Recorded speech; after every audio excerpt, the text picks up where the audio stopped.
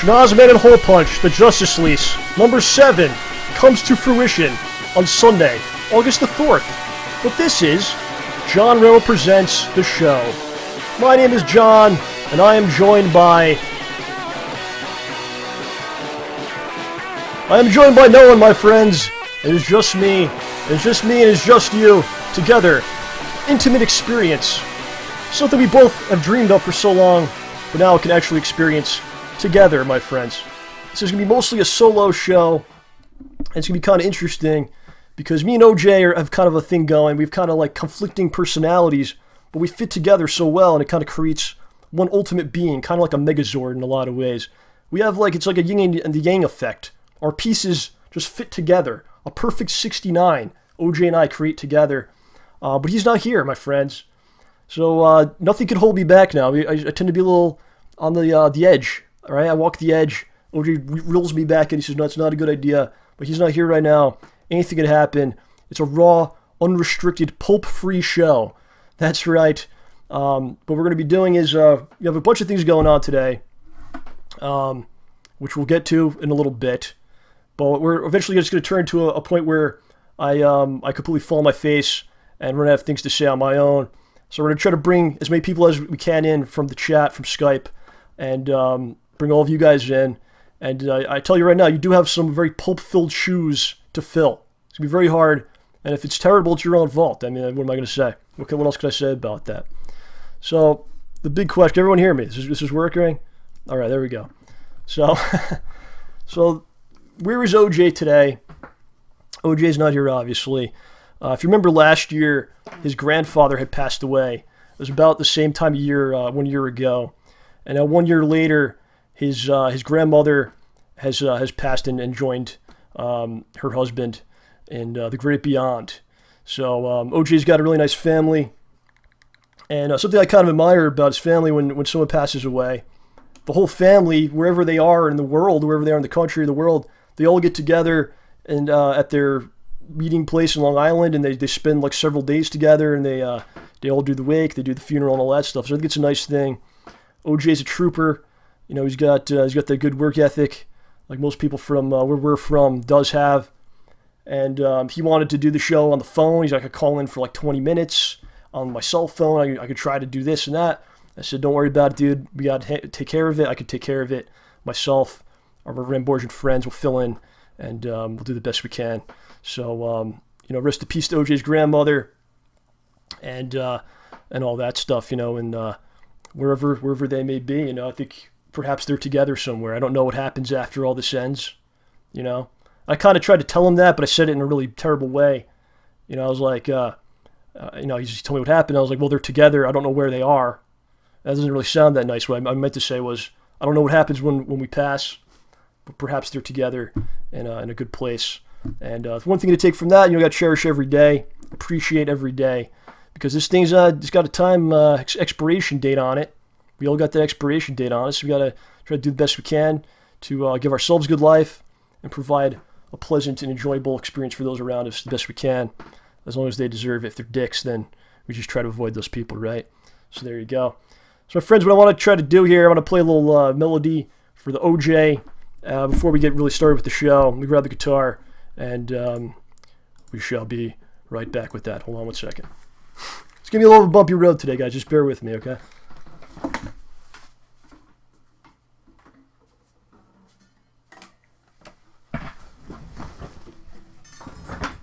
All right.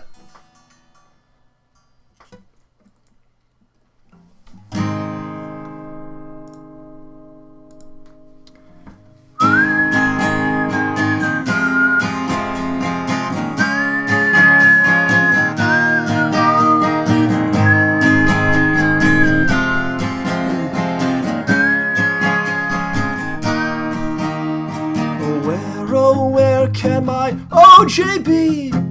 We need his pulpy insanity. We'll miss his puns, we'll miss his juicy glow. We all want OJ back on the show.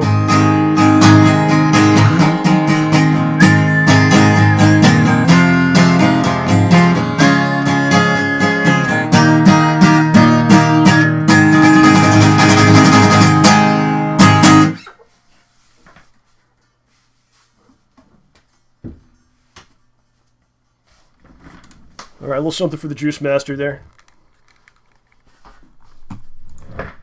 Is that all right? It's okay? All right, there you go. So let's see, where are we going with this? Oh yeah, so I played some music there. If you like the music playing, I'm gonna try to do every week. I usually record it before the show. I'm gonna do a new, 15-20 minutes a week, playing music, playing songs on YouTube. It's gonna go on YouTube eventually. It's called EMP, El Musical Program. So I did one last week that's up there right now. It's about 20 minutes long. A lot of people really enjoyed it. This week I'm not going to be doing it. I'm going to be doing something different in preparation for Schnoz-man HolePunch, which comes out on Sunday, August the 4th. So I'm going to be doing something a little different for that instead. But starting again next week before the show, I'm going to play music for about 15, 20 minutes. And then eventually it'll find its way to YouTube. And hopefully check that out. And I think it's all right. That'd be nice. Yes. So last week we did a little contest thing going on in my efforts to coerce people into watching a video that we had made. I did a contest. All you had to do was post a comment on the video itself. It was a video of OJ's HolePunch and SGC in Dallas, Texas, giving a speech from a video, doing a very nice job. A lot of people didn't really understand the joke. I think it's, it's different senses of humors out there. I think it's hilarious that there's a man in a costume standing there in front of people that have no expression and just, what is this? What is going on? I think it's funny. I don't know, it's just me. But put the video out, and I want people to check it out. So we did the contest. All you got to do is comment. So what we're going to do right now is find the winner of this contest and give out the prize, which is a shirt of your choosing. We have many shirts, many different styles, many different sizes for all kinds of people. So let's just do it here. I have to figure out where I put this. That's not it. That's Moonsbro. That's not it either. There it is. Okay. So what we did here, I took all the comments from the video, put it into a document. I figured out if people posted more than one time, then I deleted their second or third or fourth comment. And one thing I want to mention, I said that we needed at least 50 comments in order to make this a real contest. We got over 100, which is really cool. And we thank you for that. Appreciative. That's what I am, of you. So there's 132 different accounts have made comments. We're going to do a random generator. Whatever the number is coincides with the person, and you know the rest. We'll figure it out. So here we go, ladies and gentlemen. Be like a drum roll. I should have like a drum roll thing. Do your own drum roll in your head, or just throw a bunch of shit on the floor, and then the sound effect will make it echo or something. So here we go. 1, 2, 3, 4. Number 44. Number 44. Who is it? Number 44, Mr. Quick Ben, and his comment. Can we see this? Here it is. Number 44, Quick Ben. His comment is, I just commented. And he says, won himself a shirt. You can have the StayBallsy in black, a StayBallsy in blue. You can have a Schnoz-man t-shirt. You can have a Project 7 shirt. Hell, if you want a Project 7 shirt, I'll give you a couple of them. Because quite frankly, we have boxes full that no one really wants. So that's how it goes. So let me know, sir, if your information, oh shit. Let me know where you live and all that stuff. I'm not going to show up and try to harass you or hide in the woods and take pictures of you and your family while you're showering. No, I want to send you a t-shirt. So please send me your proper information to StayBallsy@gmail.com, and you got yourself a shirt. Are you in the chat today, sir? Quick Ben is in the chat. Quick Ben, congratulations. Maybe come on the show later. And so all you had to do is write. What'd you write? I commented. That's all you had to do. Look at that. Get yourself a shirt. Congratulations, sir.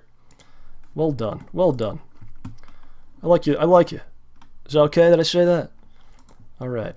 Let's go through the art for the week. We had so much art pouring in. You see some of it. You've seen some of it already in the bottom slideshow. Well, this stuff's just pouring in, man. So the first one, this is from Iron Wolf. We got a little child here. Hey, Mr. Rambo, what's the secret to your content? And my reply, my secret, I have no shame, son. Get away from me, you little shit. And this is a direct quote. This was a situation that did actually happen in the past when I was a professional football player, or in the future when I will one day be one again. So there you go. Thank you, Iron Wolf. This is from JMac. JMac made Go Team Morph. If you guys know, on Marvel Heroes, which is a little game that's not very good, but we keep playing it for some reason. Myself, MarkCrown, Moonsbro, Smart Guy, Slinky, we're a team. We're a clan, a guild, is that what you call it? And we're Team Morph. So this gentleman made that. Appreciate that, sir. Thank you. This is from JMac as well. JMac made a couple of these. Zonkies in Space, if you have no idea what the hell this is. I've been appearing on MarkCrown's podcast every week.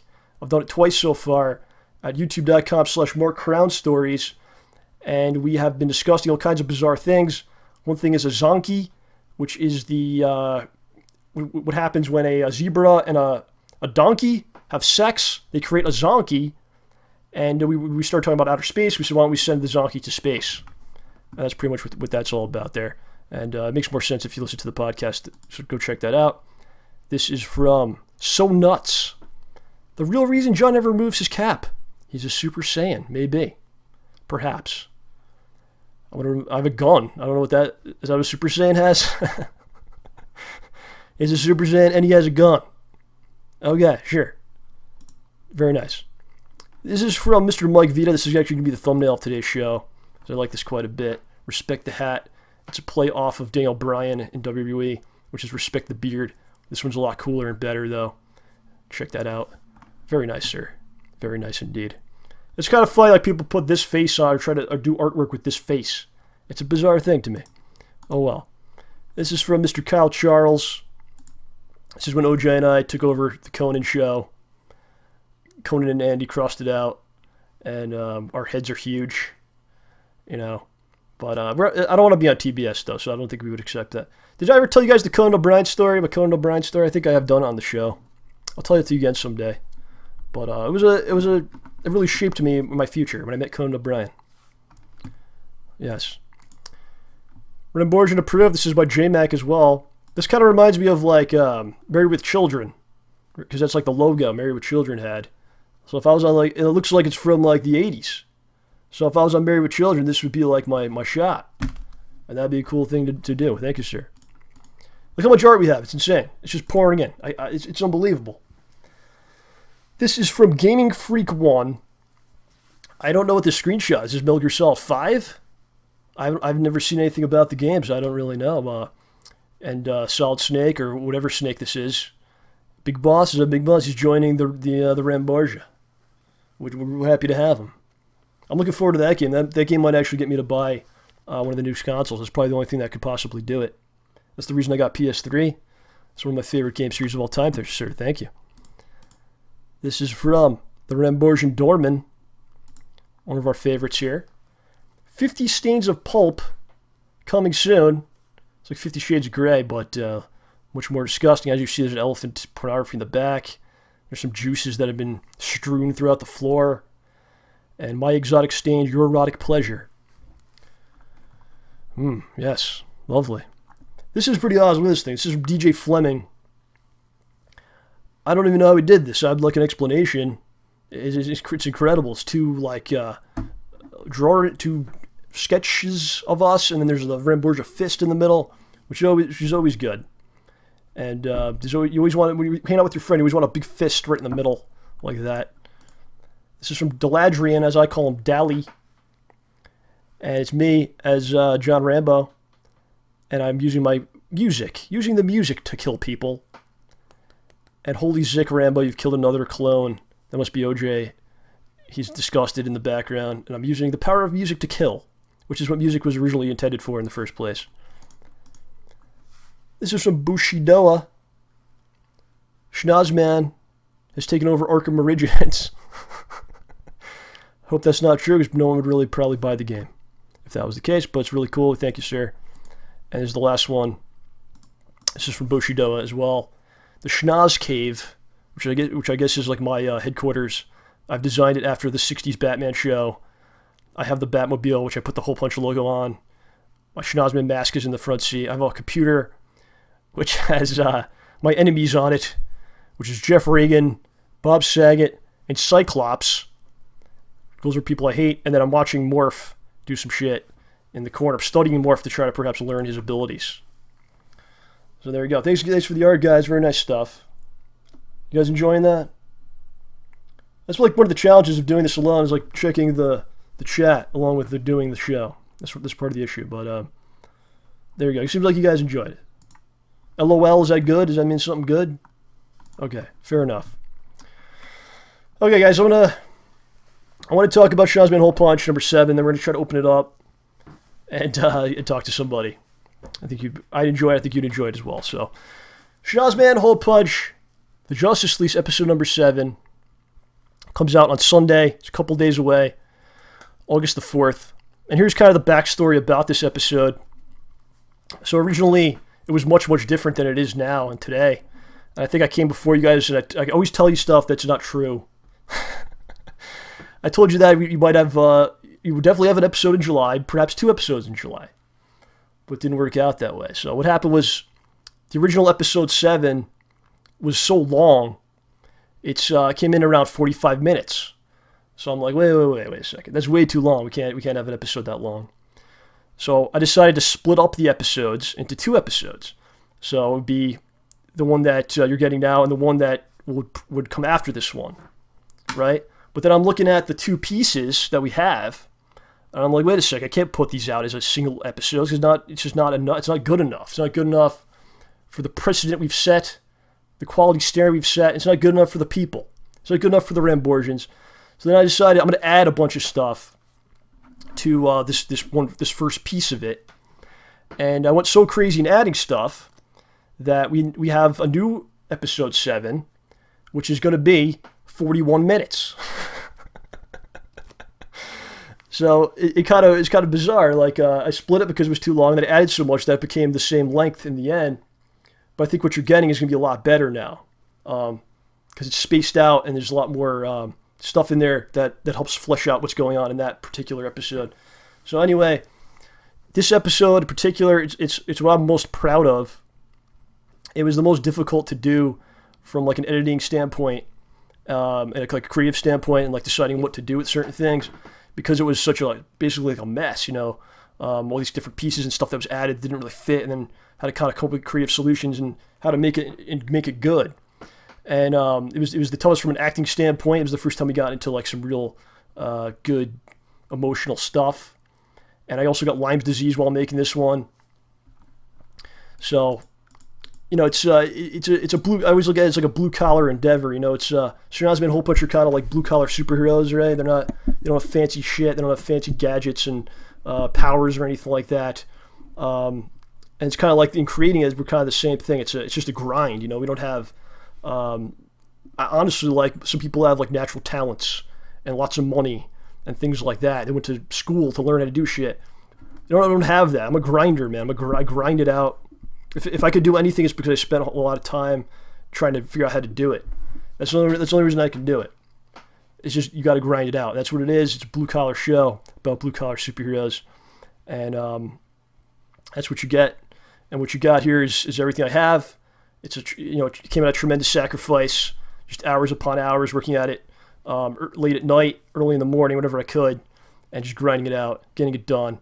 And I think it's really good. I'm very proud of it. Like I said, I think it's the most unique episode. I think it's one that it's going to stick out in your minds.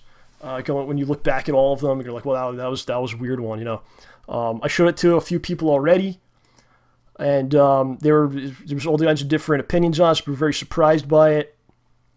I don't think anything's bad in it, because the things that people criticized, no one had the same consistent criticism of it, so I think that's a good sign. There's always things you can work on and improve, so it's always a learning process, and that's like the thing I'm happiest about from doing it, is like I learned how to do things. I'm learning how to do things every time I do something, and that means a lot. As far as like the storyline goes, you may think, once you think you know the answers, I change the questions, right? Much like Roddy Piper. I change the questions, and we'll see. I'm very curious to see what you guys think about this in the end. So it comes out on Sunday, August the 4th. Can't wait. I made this for you guys. Please let us know any way you can what you think and your opinions on it, via whatever means of communication you have. As I'd love to hear about it. And there's more coming. There's a lot more coming. So thank you for being part of this journey. It's definitely been a journey. It's definitely been a journey. There's been times where it's become very difficult. There's times where I thought I couldn't do it, where I thought it still might happen again, where I think it's got to end, where it feels like a crushing weight. But it's been amazing just to get it done and see the results and to see what you guys think. That's a beautiful thing. So Sunday, August the 4th, I'm going to leave you. Last thing I'm going to say about it, I have a quote from Mr. Ed Schroeder. Mr. Ed Schroeder did watch it, and I have a quote from him. I took out the spoilers that he included, but he wrote this to me, and I'll read it to you. So he says, "Wow, you guys are pulling out the stops. It's a mystery, no, a thriller. Wait, a comedy with pathos and a message. It's a nice flexible one too, about belonging, corruption, and all sorts of validation. It's art with room for interpretation. Everyone is improving. Violet is getting sexier all the time. Ed, come on, man. Got to calm down there." And he says, "There's something for everyone here. Good work." So that's that. I just want to say, if you do watch it, if you do happen to think it's good, please spread the word about it. You know, I'm not a mark for views or anything like that, but it's something that's my baby, and I want to show the baby off to the world, and you know, see what people think about it. That's what it's all about. So there you go. Thank you guys. Right? How we doing there? All right. That's right. Good old Ed. That's right. That's right. So what I want to do, I'm going to go to the phones. Let me get this shit up here. We're going to go to the phones and talk to you guys for probably the remainder of the show. How did I do for 20 minutes? Is that okay? Was that all right? So if you want to call in on Skype, it's going to be JRP the show on Skype. And so here we go. We'll try to send your IMs to JRP the show on Skype, and then we'll try to get you in here. So, all right. I'm going to call someone right now. Let's see what happens here. What the hell's this? What the fuck? The fuck?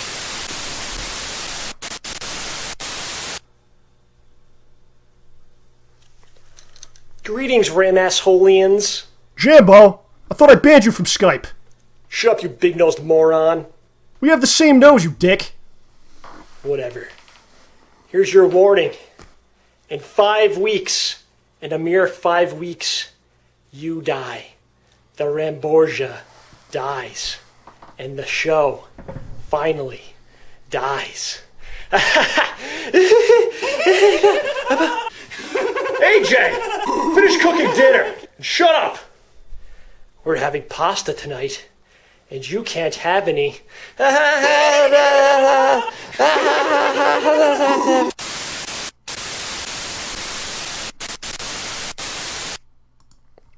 don't know if that was about. I apologize, guys. I don't even know what he's talking about. 5 weeks. That's like the show 100, I think, something like that. I don't think anything's gonna happen. I wouldn't worry about it. Quite frankly, I don't think you should even watch the show 100 because I doubt Jambo's gonna show up. I doubt AJ's gonna show up, and I doubt anyone else will show up.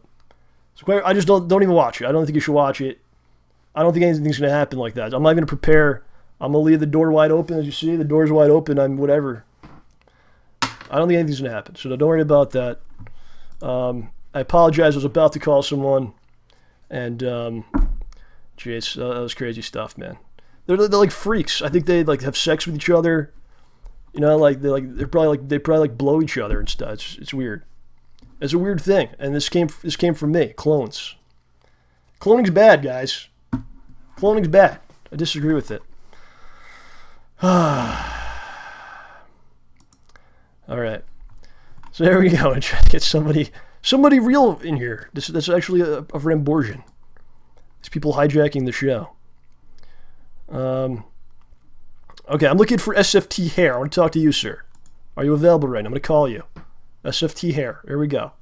Are you ready? We'll see what happens here.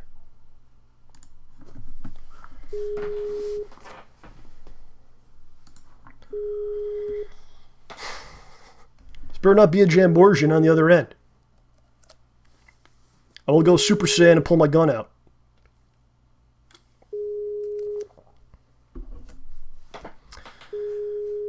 Come on, man. What's going on?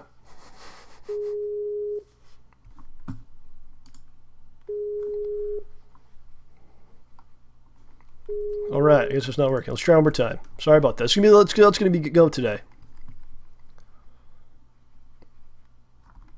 All right, let's get Moonsbro in here. Moonsbro. Skype wasn't made for this stuff. It really wasn't.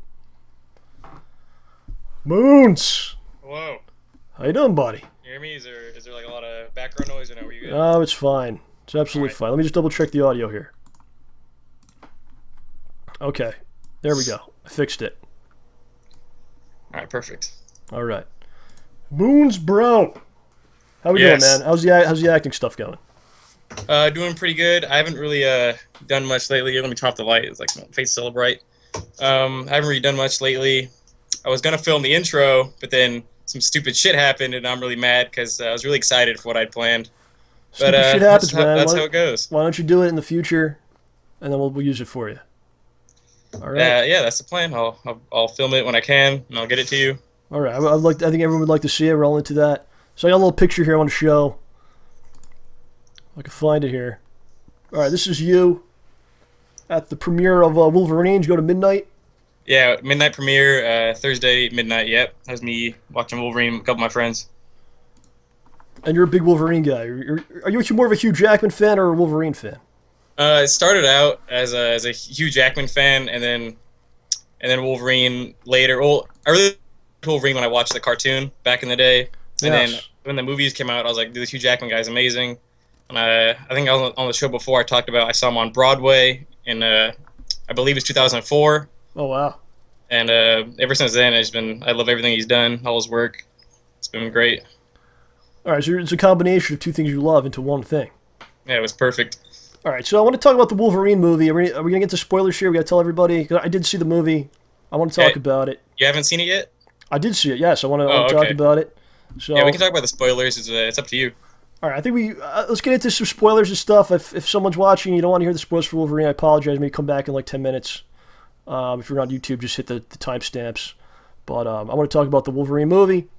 I saw it the other day, and I'm going to say flat out, I don't know what you thought about it. I don't even know what other people thought about it. I really enjoyed it quite a bit, and I may even go as far as to say it was perhaps my favorite of all the summer movies that I saw. Boom. I will agree. Boom. I liked it a lot. I did not think it was better than X-Men 2, but I thought it was No. really close. And yeah, I thought it's probably one of the best superhero movies that we have next to the Dark Knight trilogy.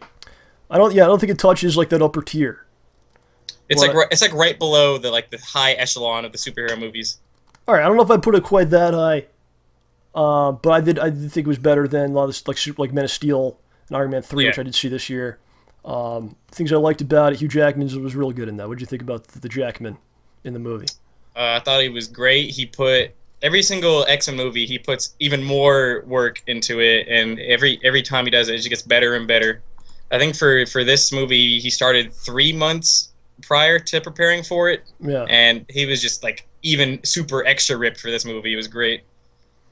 Yeah, he was definitely working hard in the movie. You could tell he wasn't phoning it in. He was doing whatever he could do to do a great performance. I love the setting of it. You know, the Japan, the Tokyo Oh, yeah. thing. It's an awesome visual thing to see, and yeah, I really like that a lot. What do you think about the storyline though, overall? Well, I was excited when they first announced it. They said they're gonna base it off of the very first Wolverine comic book 1 through 4. So, and I've read that, and I really liked it. But then when I saw the movie, they pretty much did not follow it at all. Yeah, you gotta realize that was kind of disappointing. You gotta know that. But I mean, I guess the story was all right for what it was. It wasn't amazing, but it was better than Origins, that's for sure. Yeah, Origins was just a terrible disaster. I mean, I don't really know what's going on with that one. I feel like they kind of go like a little too far with Wolverine sometimes, though. Like, you know, not only was he alive in World War II, like not only was he in part of the war, he was captured and he was in Nagasaki when the bomb dropped. He happened to on be him. there, and he takes the bomb to the face, and he's all good. Like I just feel like they kind of It's go very like a little. ridiculous. Like you don't have to go that far with it. Maybe he's just somewhere where there's like bombs coming down. They're not necessarily the atomic bomb, and he saves a dude. Like they go way a little too over the edge with it, I think. Yeah, You know, but I think that's the whole point of it. Yeah, They're trying yeah, to overblow it. Right. I like during the movie how they actually they put him in a position of peril quite a bit. Yeah, that was the whole point. They take away his factor. People are like, oh, Wolverine's pretty much immortal. What's it gonna matter if he gets attacked by 100 dudes? So Right. they wanted to make him more vulnerable in this movie. And from the trailers, it almost seemed like he wanted to get rid of the healing factor from watching. Yeah, like, in the the trailers, they commercials. made it look like he chose to do it. Right, But that then, wasn't the in case. fact, he did not. He got it stolen. Right. So I like that better. You know. Yeah, I think they marketed the movie very well. Like, when I was first watching the trailers, like, oh, this is dumb. They just gave away the whole story. And you actually watch it, it was a lot different than what the trailers were showing. It kind of bums me out though that like after X-Men 3, like he just becomes like the dude in the woods. Yeah, I think that was kind of... Well, X-Men 3 kind of ruined the whole storyline. So, Yeah. I think we'll talk about that later when we talk about the after credits part. Yeah, but it does actually work with it. Like X-Men Origins, like it doesn't actually fit into the other movies a lot of the Yeah, time. X-Men Origins ruined it because at the end, it shows him like rescuing like a 15-year-old Cyclops, and Professor X look exactly the same, and Oh. it just made no sense. Right. So this one actually goes in line with it. But I just don't like the idea that like he went through all the stuff with the X-Men, then he decided, you know what, I'm just going to go into the woods and live in Yeah, he's like, screw the remaining X-Men. I'm just gonna go into the Canadian mountains, just live with the bears. that was kind of a bummer, but I thought I like a little drama with with the superhero stuff. They definitely gave you that, so that's why I liked it. I think. Yeah, James Mangold, he's a great director. He directed this is like his first action movie he's ever directed, and him and Hugh Jackman actually worked together in Kate Lee a couple years back. So we know he's a good director. So I did really like it. I don't think it was like a perfect Wolverine movie. I still think we're waiting for that. Yeah, I agree. I don't think they really even scratched the surface of what you could do with Wolverine, but like they gave you a good movie to watch. It was fun. I see some of the criticisms of it like online. People are just like, I don't know, they kind of got the wrong idea. I think they're like, some people are mad there's not enough blood. Oh, why isn't their arms and limbs coming off and shit? Like he killed a lot of people. Like you need to see limbs coming off for it to be good. Well, I mean, that was one of the things that I had a complaint is that the movie, it did a pretty good job of capturing the Wolverine feel, but I think he just did not kill enough nameless henchmen. Like, I don't want to see, like, blood and gore and all that, but I feel like he should have killed a lot more nameless henchmen. I think that would have captured... He did through some people, and he killed a good amount of people. I mean, you want to see like you want to see it come off? You want to see blood coming out? Like that's gonna make the movie. No, better. I don't want to like super extra gruesome. I just think he should have killed more nameless henchmen than he did. Just That would have captured the more like Berserker Wolverine rage better than they did. Kill more dudes. Yeah. That's what I'm saying. There's still untapped stuff with Wolverine. Maybe someday there'll be a whole other different thing. But I mean, for what it was fun. It was fun. Yeah, and I thought the fighting scenes and the action scenes were probably the best out of the X-Men movies. I agree with that. There was some good chases. There was some good stuff. Some creativity. And like, again, I'll say it again. I like how they put him in a position where you're like, oh shit, what's gonna happen to him now? Like, what's gonna happen next to him? You know? He's bleeding out all over the place, and he's all dizzy. He's starting to get tired. Right, and you watch like the Man of Steel. There was never a position where you're like, oh shit, Superman's screwed right now. How's he gonna get out of this? Like, it never really happened. He never really got hurt, or he'd get knocked down, he'd get right back up, or he'd just kill hundreds of people flying through a building. They took his power, they strapped him to a bed, and then Lois saved him like 5 minutes later.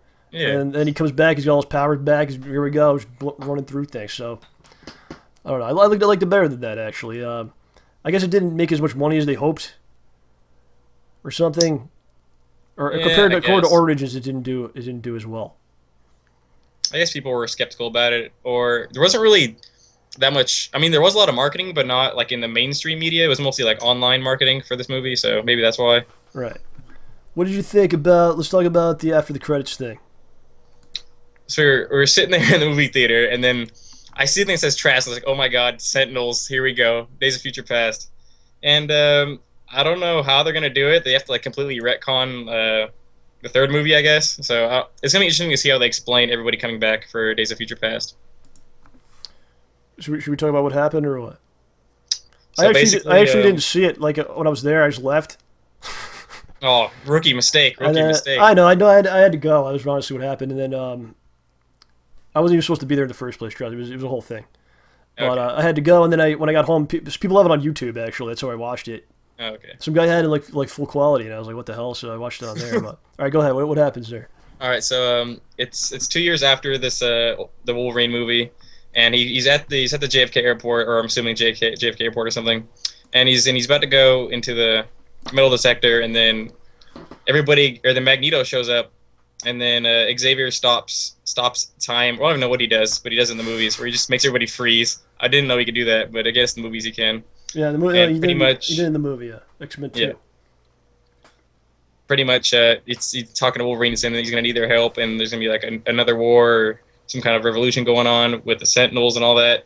And it's setting up for Days of Future Past, which is going to be the next X-Men movie, I think coming out either late 2014 or summer of 2015. So it's next year. Yeah, probably. It's not 2015 with all that when like 100 other movies come out, is it? Hopefully not. Maybe. Who knows? We have to see. Are you mad about the claws coming off? Does that upset you? Kind of. I thought it was interesting, but I don't know exactly what he's gonna be able to do against Sentinels with bone claws.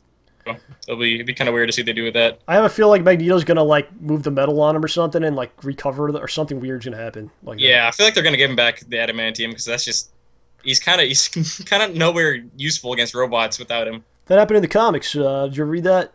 Yeah, where Magneto ripped the adamantium from his body. Yeah, that's what I thought was gonna happen in X-Men 3.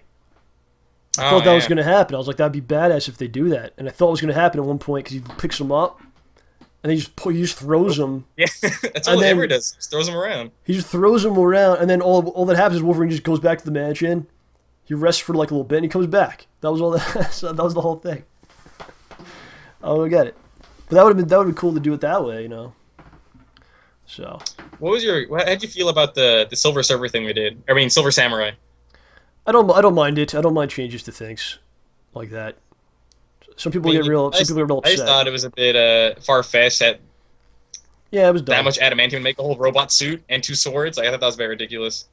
It was over the top, but that's what they want. They wanted, it's the big final thing, a giant robot. Well, I mean, yeah, it's dumb. I knew the guy was alive. I was like, he's definitely not dead. Yeah, everybody knew that, you know, but it was over the top. It's kind of dumb. I don't mind it so much though, because at the end of the day, it served a purpose. So, you know, I don't know. Yeah, the fight was good enough, so I could excuse it. So, and I don't know how the old man could like control this thing to that level, you know, and he's like jumping with it and like doing all, you know, like I don't know. Oh, who knows? But it's a fun watch.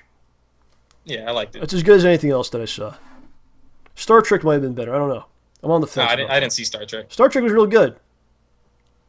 That's what I heard. That's what Mark was telling me. Mark was ranting about it, raving about it. That might have been better. I don't know. I'm on the fence with those two. So there you go. Moon, you got anything else to say about the Wolverine? Anything else going on? One point that I really liked about the movie is they talked about the kuzuri, which means Wolverine in Japanese. That's actually what I'm going to get tattooed on my right arm next April. I'm going to get that tattooed in Japanese on my arm, so I really like that. What was it going to be? What was it going to say? Kuzuri in Japanese, which means Wolverine in Japanese. How big are you going to make this, Moons? It's probably going to be just across my tricep right here. You don't want StayBallsy on there? Maybe eventually we'll see about that one. Maybe a big StayBallsy on my back. Maybe a big Schnoz-man nose. On the face, maybe? Face tattoo? I don't know about the face. Being an actor, you can't really get face tattoos. That's true, yes. Mike Tyson does okay with it, though, but, you know. If that's a gimmick. That's a gimmick. All right, Moons, thank you, sir. Thanks for talking about the Wolverine and everything, and we'll talk to you soon, man. Get that intro done and send it my way, buddy. All right. All right, dude. Bye-bye. See ya. All right. So, yeah, if you don't want the spoilers, come back. You probably can't hear me, though. Let's see who else wants to come in here.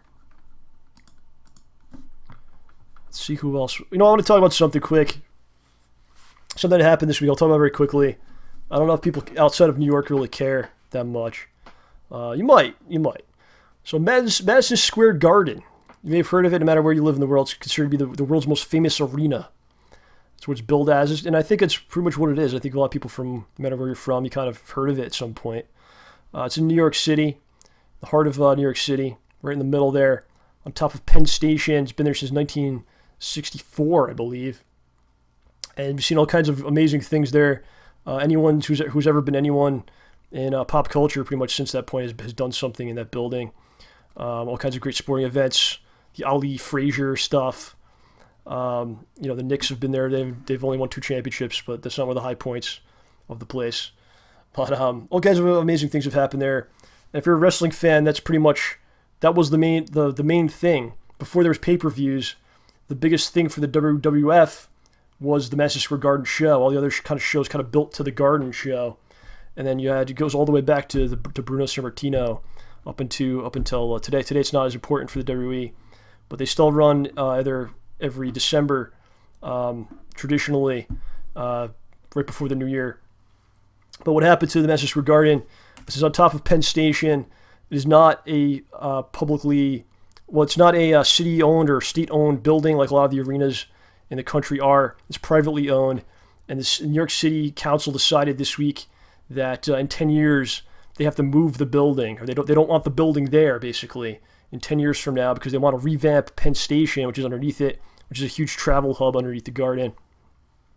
So something that's been there for so long, they're basically saying you have to go in 10 years. They did not, they denied the lease. So we're going to have to see what happens, but I think if they do actually have to move, I think they're going to try to fight it. They're going to try to, see what happens maybe a couple years from now and try again to extend the lease. But I think if they do knock it down, it's going to be a sad day. I don't think they should allow that to happen. I think it should be like a monument, just like there's monuments in every city that are protected. I think it's that important to the culture of the city. It's a place that I love quite a bit. I've been there for all kinds of things. I saw the circus there. I saw the NBA Finals. I saw many concerts. I saw The Who play there. I saw the White Stripes play there. Those are some of the good memories I have of the place. Been there quite a bit. I feel like it should be a permanent fixture and protected thing in the city, and hopefully that they'll figure it out. But on the other hand, I mean, Penn Station, it's a place you have to go to if you're coming in from certain states. You take the train in, and it's a friggin' terrible place underneath. You have the beautiful garden above, and then underneath is just like the sewer that is Penn Station. So I can see why they'd want to revamp Penn Station and all that stuff. But you can't get rid of the Garden. Come on, man. Let's be adults here. Let's act like adults, right? You know what I'm talking about. There you go. All right, so who wants to come in now? Who wants to come back in?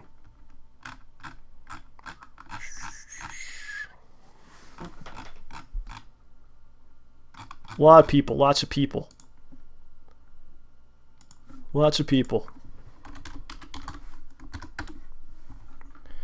Who should we go with here? Anthony, you want to come on? Mr. Anthony, we're calling Anthony.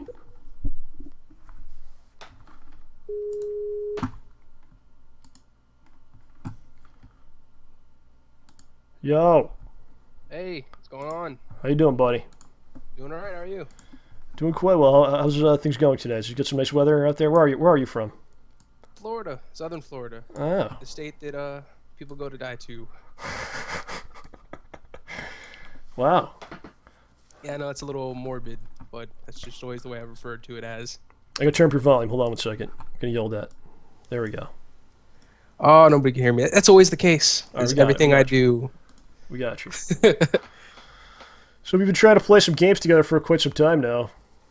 It'll happen eventually. I try not to bug you too much because I know you're busy with Schnoz-man HolePunch. You can't rush greatness. All right. If that's what you want to call it. Yeah. So what have you been up to, man? What have you been playing these days? All sorts of different things. I've been trying to get a lot of people to play a lot of different games. Smart Guy and I just got done playing Counter-Strike Source. Before that, I did a little recap of Saints Row the Third because Saints Row 4 is coming out. Been doing Gamer Talk Live with Nate, where we talk about a lot of stuff involving the gaming industry, getting people involved, and trying to get developers involved. Where can people find all this great stuff to watch? Tell the people. Well, you can go ahead and check out Nate's live stream. It's Kane Bringing the Pain Live. And you can always check his channel as well, Kane Bringing the Pain on YouTube, as well as Amazingly Average Gameplay of Anthony, or AMS Av Game Ant, which is kind of a mouthful for a lot of people on YouTube to see the Gaming With sessions, which, of course, It's going to be you, me, Smart Guy, and Mark with X-Men soon enough. Yeah, we've been trying to play X-Men for like 6 months or something like that. Yeah. So hopefully we can get that done one day. I'm sure we will. Is Kane on right now? I can get Kane in here. I don't see him on the... Yeah, he's on here too. Oh, here he is. I got him. All right, let's try to get him. Get him on there as well. I'll both you guys in here. Oh, man. Kane, how you doing, man? Hello. How you doing this evening? Doing good, sir. How are you? Doing pretty good. So we got Anthony on here. He's talking some trash about you, so I said we got to get Kane on. To I know. Yeah. That's the way it works. Kind of defend himself. Oh, shit. Is this a response live? Yes, this is a live response. It's a confrontation. It's a, yes. We're confronting you. Taking the gloves off. That's right. Yeah. Do this. So what do you guys talk about on the podcast? Give us a little rundown here. What goes on? It's your show. I'll let you do the honors. I'm just the co-host. Honestly, just taking topics suggested by my viewers and Anthony's viewers as well. Just basically things going on in the gaming industry, revolving around the gaming industry. Like, for instance, this week we're going to be talking about what makes games immersive. Things along those lines. Controversial topics as well. Like Controversial topics. Yeah. Give me one. Give me a controversial topic. Like the used games, the DRM restrictions that Microsoft was trying to implement with the Xbox One, and then they did the 180. Things like that. What's your take on used games in general, you guys? Like, do you feel like it actually hurts things? Do you think they're lying about that? What do you think? I think it hurts games not as bad as they make it out to be, because we also did the whole breakdown of the cost of a game. Wow. I mean, and it's not just used games too. A lot of people, that would hurt people who do rentals. And to say that rentals hurt the gaming industry would be kind of stupid, considering, Blockbuster's been doing it since gaming's been gaming and so on. And that's never really impacted the gaming industry as much as they want to claim it does. Right. Right. And at the same time, I mean, it definitely affects profits at some extent. So at least I would say on like publishers' defense and stuff, I think games, like companies like GameStop, those retailers, should work out some agreement to give some of the profit of used game sales to the developers and publishers. That way they are still continuing to make money. That's a great point there. Excellent. Yeah. Yeah, because they definitely are screwing over the gamers. They're not for the gamers like they always say that they are. Yeah, it's insane to think they're making that much. They can't go here's a little bit for you guys. A little kickback. Because you're without you we don't exist basically. We're a second hand thing. You're the first hand. So Exactly. help us out a little bit, right? Yep. Give us a little stroke here. Come on. So, what are you playing right now, Kane? What's the game you're into this summer? Mass Effect. Mass Yeah. Effect. Mass Effect. I am a huge Mass Effect fanboy. I'm not afraid to admit it. Honestly, I've been just going back through this, coming off the Steam Summer Sale, playing a lot of games I picked up off of there lately. It's just been Far Cry 3, some old school stuff like Vampire the Masquerade Bloodlines. Back before vampires were shimmery, when they were like Sparkly. hardcore and shit. Back when vampires were vampires. That's right. Yeah, right. Were you one of those people that was like real upset about the Mass Effect 3 ending, or? I was not upset about it. I've been. How old are you, sir? Are you around my age? How old are you? I am 30. Okay, you're exactly my age. So you and I are come from a time when the ending of a game would be like 3 sentences that didn't even make sense, weren't even translated properly, a little song, and that was the end. We thought that was like amazing. We're like, oh, that was really good, right? Right. So when you see like, I wasn't that offended with Mass Effect 3. I was like, okay, this was what it is, But some people have different expectations about things. It was a good ending. I mean, it may not. There was the whole plot hole of Joker running away, but that was the only real plot hole that was there, and it was easily filled with common sense. I mean, it was more than just the cutscenes. It was more than just the colors, and that's the problem that people fail to realize. Because everything, as far as the main issues like the genophage, what happened between the Quarians and the Geth, all that is resolved before you come to that final conflict. So everything's kind of explained at the end. 'Cause I caught a lot of flack for also defending that ending. Defended? Oh no, I want no part of the defending it. No, you gotta just step Well, I mean, away. it's like you Step said. away. We come from an era where, like me growing up, it wasn't about playing the best game that came out that year, game of the year. I mean, there was those awards and stuff like that, but it was more about just playing what you could get your hands on at the time. It wasn't about trying to get all this mass appeal and selling multiple millions of copies of games. It was about just playing a game and having fun with it. Exactly, and I think a lot of people now, it seems like everyone's just trying to make a buck. I mean, the reviewers, they're trying to be like celebrities. Yeah. Just everyone up and down the line. Like, people that make the games are trying to be like, known and famous people. And I don't know, yeah, you should be more concentrated on just, here's the game, and I like this game, and play the game, Like our good friend Cliffy B. Fuck Cliffy B. What's that about? Oh, have you been paying attention to? I don't know if you've seen him on Twitter, or a lot of people usually quote him as if he's an expert advisor to the gaming industry. And he was against used games because he's like, you guys don't realize video games cost tens of millions of dollars, which is true to a certain extent. But like the whole breakdown of what games cost, like we did on our show, Right. It's not as bad as he makes it out to be. And also, just tacking on multiplayer to games that should really just be single player games effectively doubles the cost of a game. Arkham So Origins. they're really bringing it upon themselves. Arkham Origins is a... Yeah, that was well. It was leaked before, but they officially announced Arkham Origins is going to have multiplayer, which I don't know. I'm not too fond of that. It's kind of like everything, like any like entertainment industry, movies, music, whatever. It's like one thing becomes so popular, and then they go like all these genius people that come out of like whatever Harvard or whatever. Their genius ideas make everything like that. Well, it's like exactly with movies. Like when I don't know which one came out, Volcano or Dante's Peak, but I mean you got like one theme of something, and then all of a sudden you got all these movies that are similar, like Dante's Peak and Volcano. You got to have two things, or Deep Impact and Armageddon. Like they got to follow suit and Right. jump on the Or bandwagon. more recently, the whole 2013, the End of Days theme that's been kind of going on a lot. Or the vampires, or the zombies, or whatever. And it's Monster this is Love, popular. Make shit. this. Well, zombies are in everything now. You got them in video games, Do you think movies. do you think it was Call of Duty that was the thing? And everyone's like, this has to be like this. It has to have multiplayer. It has to have you jump in and play it. Was it that game that to a did certain extent. I'd probably say that's one of the worst offenders. it? Okay. World of Warcraft 2, because I went on a huge tirade about the great game that was before Sony gutted it, Star Wars Galaxies, and that was really kind of what it should have set the trend. But instead, we have the very basic, very simplistic, but not in a good way, World of Warcraft. Okay. I actually got a question for you guys. There was a comment for us. I'll read it to you guys, see what you guys want to say about it. It's from Riceball23. He says, more and more ladies have been growing in the comic book video game community in the past couple of years. A lot of them, however, keep getting ridiculed by elitist nerds, accusing them of being fake, and get harassed. He says, to me, I think we should be accepting to people who are new to fandoms like video games and not be rude assholes who judge them because they happen to be a girl. What's your take on this?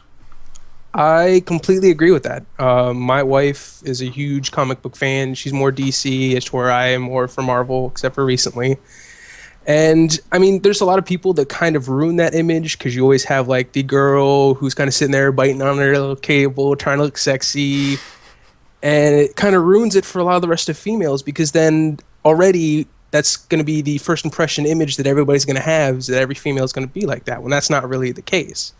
And that's kind of something I've been trying to break with the whole Gaming With project, because it's about breaking down those barriers, because I've had a few female gamers on so far that are actually legitimately female gamers. What do you say, Kane? Pretty much what Anthony said. But we also got to recognize that, I mean, there are legitimate female gamers out there.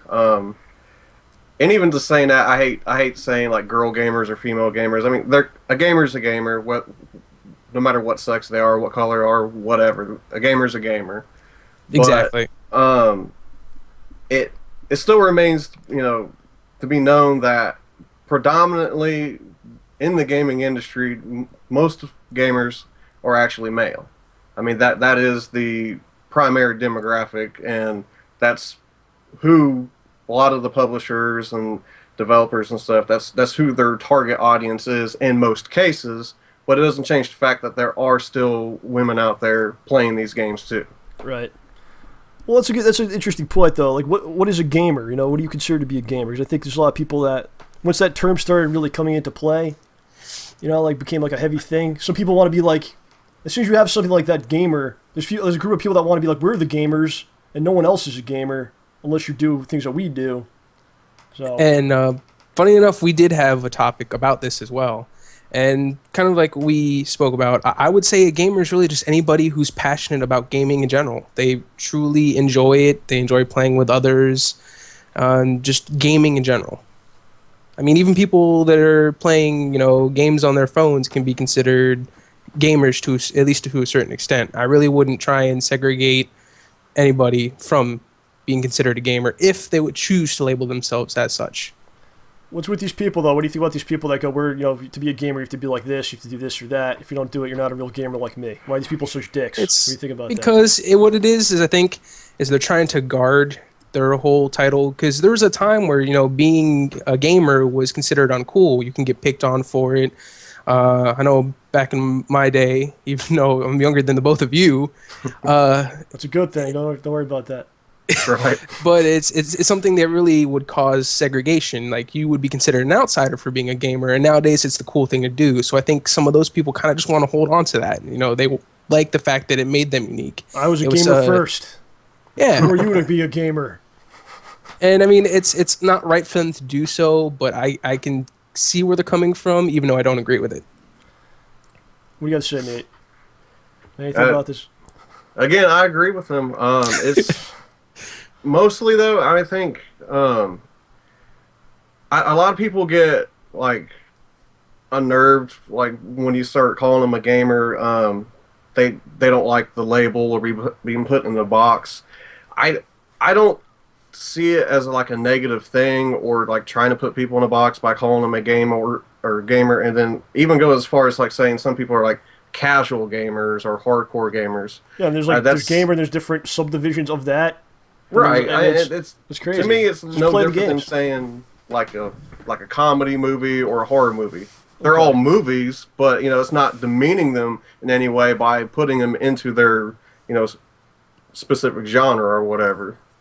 But like I said, all in all, you know, if you play games, if you're passionate about it, and if you know you just enjoy, you know, disconnecting from the BS that is the world or whatever, and just cutting loose, you're a gamer. People gotta get back to just playing games, enjoying games. Stop with the other stuff of, you know, I'm a gamer, I have to do this, you have to do this, you have to be like this, games have to be this way or that way. If it's not like this, it's not a real game or a good game. You know, it's different, all kinds of different flavors and things, like you just said, you know. All kinds of different genres and things. Some are not for everybody, but some are for someone. Yep. People got to chill out and just enjoy and respect other people, and we'll be better off, you know. Yeah, it's about the love of the game. That's right. That's what it's all about. The love of the game. Smart man, Anthony. Yes. So tell us where you can watch all the stuff again. One more time. Right here on Twitch, Kane Bring the Pain Live. Oh yeah, Saturday nights at 8 p.m. Okay, that's good information. Yeah. Helpful for them to know when to watch it. That's why he's the co-host. He's got to pick up my slack. Oh, there you go. Yeah. Oh, I know about that. Trust me. That's why I'm having you guys on today. Yeah, I get this a lot. All right, Anthony and Nate, thanks, guys. Talk to you soon. Good luck with everything. And, you know, thanks a lot. Thanks for having us. All right, guys. Bye-bye. All right, some nice gentlemen there. Yeah. How we doing in the chat today, guys? How we doing? Okay, let's see who else wants to come in. We having a good time. Let's get some answers here. Answer me. ZentechMaster, what's up, bud? He's good. Some people say I don't know. Pretty good. Yes. Hazard says it's erotic. Hello, Hazard. Yes. Very good. Very good.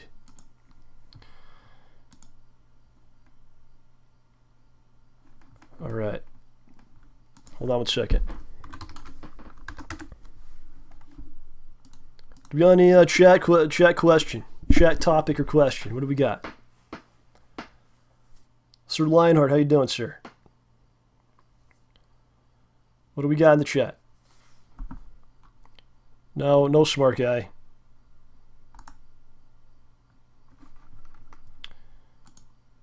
Hazza? Should we get Hazza in here?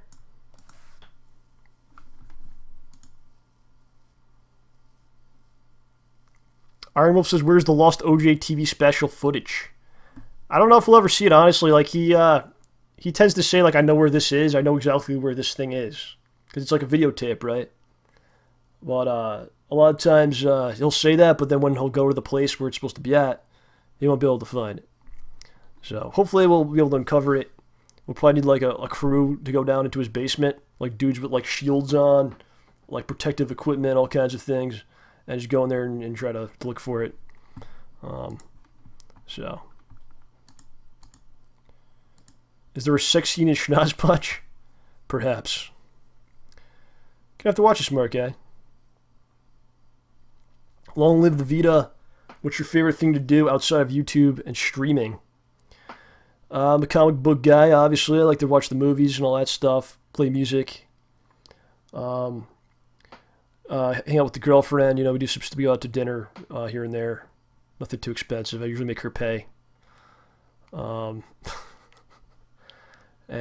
she's cool because she likes to go to the superhero movies and stuff like that, and she puts up with a lot of the nonsense I have to deal with, and it's good stuff. PhilipinoGamer, what do you do for work? Work at a real estate office. So, do all kinds of different things. Pretty much like help them out with whatever they need me to do. I have a real estate license. So sometimes I'll go out and do different things at homes. I had to go last night to a house that was like 45 minutes away. And drive to this house 45 minutes away. This dude wanted to see the house, let him in. He looks at it for 5 minutes. He doesn't like the house. As soon as he walked in, he leaves. Then you drive home for 45 minutes. But I got paid anyway, so that's how it goes. How is OG not in a prison or an asylum? He's building to that point. You don't just go like from zero to the nut house. There's like a process in between, which I believe he's on right now. So, all right, here we go. I'm gonna try to get SFTHare on. He's got to turn off his stream.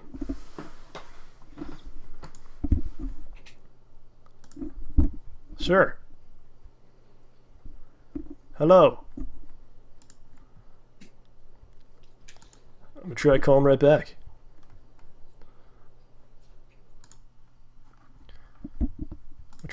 back.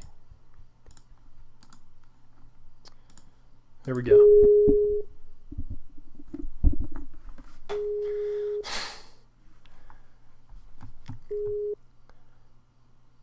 Hello. Hello. How's it going, buddy? I'm doing good. How are you doing? I'm doing quite good. I'm glad to hear. Do you have the, I think you have the stream going. Want to turn that off? I do not have the stream going. Something's on here. I hear an echo. Still hear the echo? No, I do not. You fixed it. Okay. You're a great man. Mr. Hare, where are you from? I am from New Jersey. Are you from Elizabeth, New Jersey? Yes, I am. I saw that from your Skype thing. I've been to that place before. Sound very good. It's not great. That's do you watch wrestling at all? There's a guy named Jay Lethal. He's from there. I do watch wrestling. Yeah, did you know that? I did not. Yeah, he's a good wrestler. He's from there. Anyway, I know all kinds of facts about your town. What do you think about that? That's quite interesting. I know all kinds of things about every place. I'm a man of the people, a man of the world, and of information. So, sir, I wanted to have you on today because I, in fact, I'm a big fan of yours. Oh wow. Yes, you out of the kindness of your heart, you're a good man. Out of the kindness of your heart, you decided, you know what, I'm going to send John a bunch of comics, probably over 100 different comics you sent me. Probably. And it's the code, so you had to sit there, you had to type them out off the comic, I guess, and then you email them off to me. The effort. That's a lot of effort, man. I appreciate that. You're welcome. Why did you do this? Why did you do it? I mean, it's not really that much effort. You just gotta type out a code. It takes like a minute, and I buy a lot of comics anyway, so might as well share them with somebody. So you're a big comic guy. What got you into comics in the first place? Probably the original Spider-Man movies, actually. Even though now I look back at them and they're not very good. I think it's like that for a lot of people though, because you got the comics are always kind of like in the background, and then you see something, and then you go, oh, okay, and you go deeper into it, you know. Yeah. For me, it was like the X-Men cartoon way back, and I was like, that's pretty cool. So then I started getting into the comics too, you know. So you get comics every week. I used to do this. I used to drive to the comic shop, and every week there'd be like a bunch of stuff I got. Is that pretty much what you do? Yeah, I get stuff every week. I actually worked at my comic shop last year. Oh wow, what was that like? It's not a very fun experience. Why not? Especially when you work on Wednesdays. What's wrong with that? It's just a lot of work, man, when new stuff gets there every week. You have to redo all the shelves. Pull everything down, put it in the Yeah. backlog, and then you gotta put all the new stuff up. Do you have like really like strange people come in, want to talk to you about? Yeah, pretty much. I mean, when you work at any place in retail, you find Yeah, strange people. yeah. Oh yes, oh yes. Do you have any like specific stories about like a dude just you know crazy or anything like that or? There was one guy Yeah. who came in. I don't even know what he was looking for. He was looking for some really old random issue Yeah.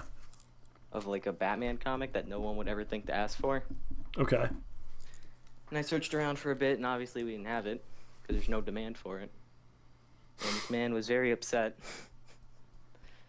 He pretty much stood there for like 10 minutes ranting about why we should start carrying it and that we're a bad comic shop for not having what people want.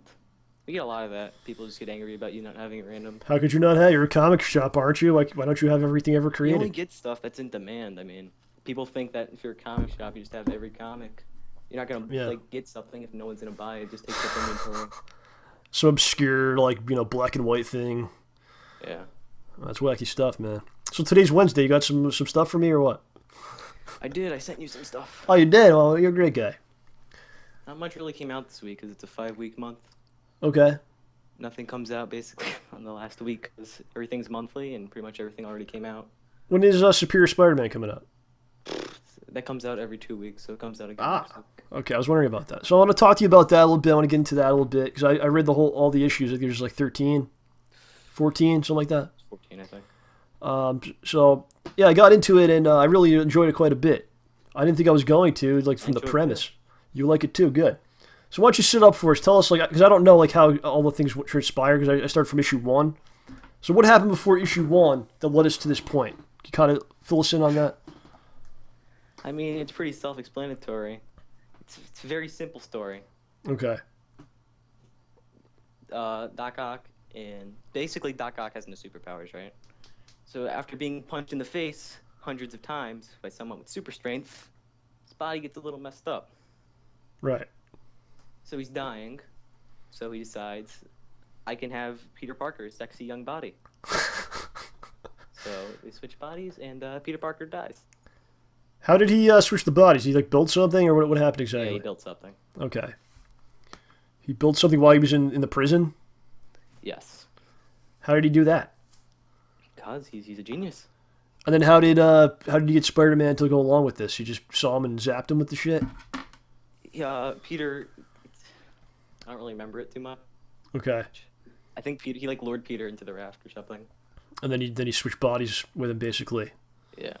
The Amazing Spider-Man run leading up to Superior wasn't very good. Okay. Well, you know, that's how it goes. But the Superior comic, it's really fun, man, because it's you know, a whole new take on it. It's Doc Ock in Peter Parker's body. He's trying to have sex with Mary Jane for the first couple issues, and he gives up on it, basically, because it wasn't working out. Were you disappointed about that? You wanted to see it in the comic? I was disappointed. I was hoping he'd, keep trying for a little bit longer. He was like, you know what? Why am I bothering with this chick? There's other ones, right? And I really love when he's like in his lab, and he's got like the crazy mad scientist stuff on, and he's got a robot helping him, and people are just like, what was going on? Kidnapped. Right. And then the Avengers are all like suspicious about it. It's And good stuff. it's really good. And the last arc was awesome, where he basically now this former prison, he took over the island, and he has like a base. He has like soldiers, Yeah. an army basically. He's like mechs and all this shit, and that's pretty cool, man. You know, it's fun to read it. Yeah, I think it's a lot better than anything they did with Spider-Man the last 2 years. So, I mean, people are really upset about this still, even though it happened like 7 months ago. Yeah, but you know, you got to realize it's gonna eventually end. I mean, it's not gonna stay like this I mean, forever. it's not I gonna mean, last forever. But the thing is, most of the people that are upset, you ask them, were they actually reading Amazing Spider-Man? no, 'Cause, I mean, if you weren't reading Amazing Spider-Man, why do you really care? yeah, It's still Peter Parker in like every other form. because of you media. can't mess up Spider-Man. It's my But Spider-Man. it's still Spider-Man in the movies and Spider-Man in the cartoons. Everything else is still Peter Parker. And again, it's a fun thing wherever it goes on for a year or whatever it's gonna be, and then I'm Probably sure go it's on until like 50. And then Yeah. Amazing Spider-Man 750.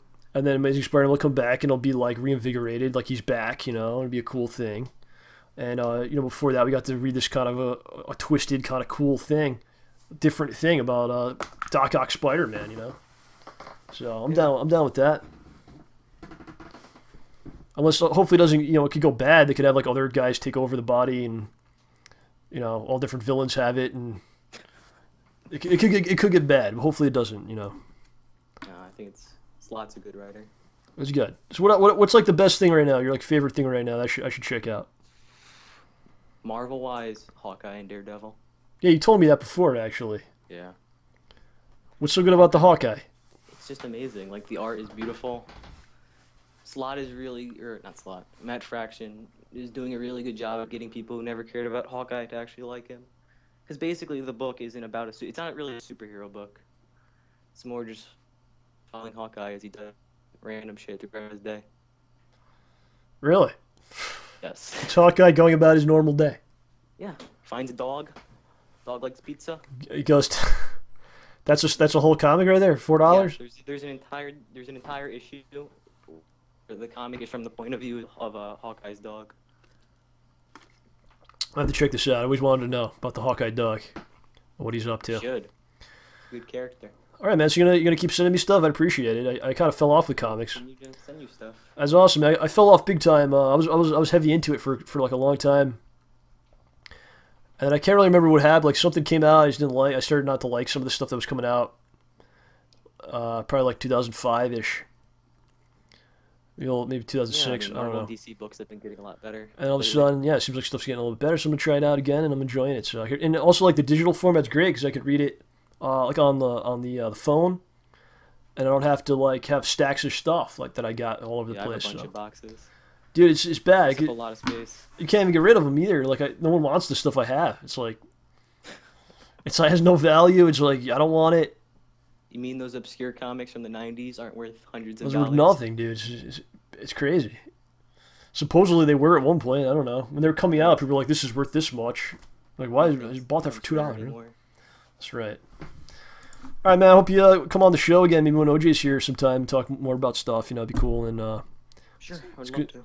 all right, dude. Thanks a lot. I appreciate coming on and everything. And, we'll talk to you soon. Bye. All right, bye-bye. All right. Let's get Mr. Mike Vida on here. Mike Vida. Been making us art for quite some time now. Let's see what he wants to talk about. Yeah. Hello. Hello, how's it going, man? It's going really good, man. How you doing? Don't worry about me. Fantastic. Don't worry about how I'm doing. I'm concerned with how you're doing. Huh, well, I'm doing all right. I have the day off from work. I have tax-free weekend this weekend at Best Buy, so yeah, pretty hectic so far. Are you a Best Buy guy? What's going on with that? Yeah, I've been working at Best Buy for about 9 or 10 months so far. I was a supervisor at a movie theater at one point, but because of crappy management, I left there. It's usually the way it goes. So how's it at the Best Buy? Enjoying that thing? Or? I'm enjoying it quite a bit. A lot of nice people, a lot of good people. And last year I worked my first Black Friday. Okay. And this weekend they're hyping up to be the Black Friday of July, tax free on all the computers and hardware and accessories like that. Is that just like is that like everywhere, or what's going on? Is that just your Best Buy, or? Well, I think it's just at my Best Buy in Florida. Okay. And usually I'm in cameras, so I just sell cameras, I sell some video games, and I'm working on selling some appliances as well now. But this weekend they're like, oh, we like you here. How about you come join us this weekend at computers and try to sell routers and printers? Do you have any like run-ins with crazy customers and all, or just, Oh, all the time. you got something for us? Oh, yeah. One instance being, I mentioned it in the chat earlier during the stream. I think this was back 3 months after I got hired, and an old guy, he was like a hippie, per se. And he was coming to me, he wanted headphones. He was like, I don't want any headphones. The radiation from my phone will go straight to my ears. And he's like, oh, I want a computer as well. I want something that's portable. And I'm like, well, maybe you're interested in getting like a laptop. It's like, no, I don't want the radiation going to my balls. No. And I was with him for a while, and he just managed to get like an alarm clock and just leave. You know, there's crazy stuff like that in retail. Like, many things can happen. Did you assure him that there would be no ball radiation? Oh, I made sure. Like, if you have the laptop on like a table, everything will be all right. But I don't know. Gotta make sure the balls are, you know, healthy and, you know, secure, right? Well, you know, I guess he's got his priorities right. You know, Yeah. that's a good thing. And I have a question, by the way. Absolutely, absolutely, yes. Whatever you like. If I'm not sure if you know if Sturmgeist is doing anything or whatever, but when will we see the return of Pro Wrestling Smorgasbord? Because I'm a huge wrestling fan, and I love your podcast with him. So I appreciate it that you like it and everything. That's good news. He's working like every day right now. I think it's going to stop eventually. And the thing with me, I haven't really watched Raw in like probably a month. Yeah. So if I can get back on track with like really watching it, and if he can have some time, then it'll happen. I believe it will happen. Again, I don't think it's over. I'm not going to tell you that. He's going to have to wait a little bit longer, unfortunately. But I had a lot of fun doing it and everything. And like I haven't watched Raw. Like I was watching other stuff. But if I talk about that, no one's really going to care. Yeah, I see what you mean. Like, So- I've been watching mostly of Raw, and I've been watching some Impact Wrestling. I was very happy to see, you know, Chris Sabin winning the world title. Just, I don't know, like, for me, like, when I was watching the match, I'm like, all right, he won, but for most of the match, he got his ass handed to him by Bully Ray, which I didn't understand, but, you know, a lot of chaos there. I think they want to keep Bully. They don't want to like destroy Bully yet. You know. Yeah. Maybe they'll come to some kind of a match where like he beats him clean and everything. But I've been paying attention to like TNA a little bit. I'm watching Ring of Honor. I'm watching like New Japan. And if I do like a show about that, no one's gonna care. Yeah. So you got to watch Raw, and you got to talk about Raw, 'cause that's what people want to hear about. And you know, I haven't been able to watch 3 hours of it weekly in a couple weeks. So that's the problem that I got. Yeah. Unfortunately, I heard it's been a lot better too. So that's why. Yeah, it's been getting a lot better. This past week was all right, but that was because it was a taped show. And I think they're doing touring in Australia at the moment, which some fan attacked Orton from behind. And I saw that, yeah. You know what? I want to talk about that. So if people don't know, if you're not into wrestling, you don't know anything, but we're talking about the WWE's on tour in South Africa, that's right. And Randy Orton's a big wrestler. He wins his match. He's standing on the turnbuckle facing the crowd. Some lunatic from the audience jumps in the ring, and he comes over, he punches him right in the balls from behind. And Orton, like, I don't know, maybe it's just me. It looks like he almost thought it was a wrestler, like the way he sold it was like how he would sell that. Yeah, like I thought the same thing as well. And I don't know, there was some speculation like, oh, it was an actual fan, but the people are like saying, oh, it's a work. And art I don't was think like, it was I go on WrestleZone, and like the guy has like a promo video of him, like doing a promo on camera. And I'm like, what is this? So I don't know. I don't think it was a work. I don't think they don't really do that stuff. Yeah. They've never done anything like that before. Like, I don't know. But I think Orton handled himself pretty professionally, because he's a guy. He's a guy that's got a reputation for being kind of out there. Like he could have gone insane, just grabbed the dude, started beating the shit out of him. He gave him a good kick in the head. Yeah. But he let it go, and then he just went back to doing what he's supposed to do. So. Yeah, and gave I don't him know. a It's middle wacky. finger there. Don't go in the ring. Don't punch wrestlers in the balls. The guy's obviously crazy who did it. That's how it goes. But the security's the ones that really screwed up. Most definitely. I mean, as of late, I've loved Randy Orton. I really hated him at one time when when Christian won the world title. Yeah. I'm like, man, why did he win it back? Christian was a guy like, he went back to he went to TNA, worked his crap, then came back to the WWE, and I feel he's a hard worker. Then Orton comes in and just beats him for the title, and then as he's been putting guys over as of late, like Barrett and so on, I've been beginning to like him again. So I'm excited.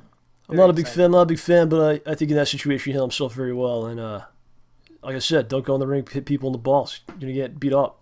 You're gonna get arrested and all that shit. So that's how it goes, man. Yeah. All right, Mike. Thanks a lot, man. Thanks for all the artwork you've been sending. I want to thank you, personally. You're doing good work. Well, not a problem, man. I do appreciate it, and I do appreciate being on the show. And shout out to all you Ramborgians watching today. It was nice talking to you all in the chat, and it was nice talking to you, John. I really appreciate you having me on the show. All right, man. Good luck with everything. Let me know how things are going, and we'll talk to you soon. Thank you, man. Peace out. All right, bye-bye. Yeah. All right, I'm going to get in Torberen. Torberen's trying to get on, actually the last couple weeks, so good opportunity to get him in now.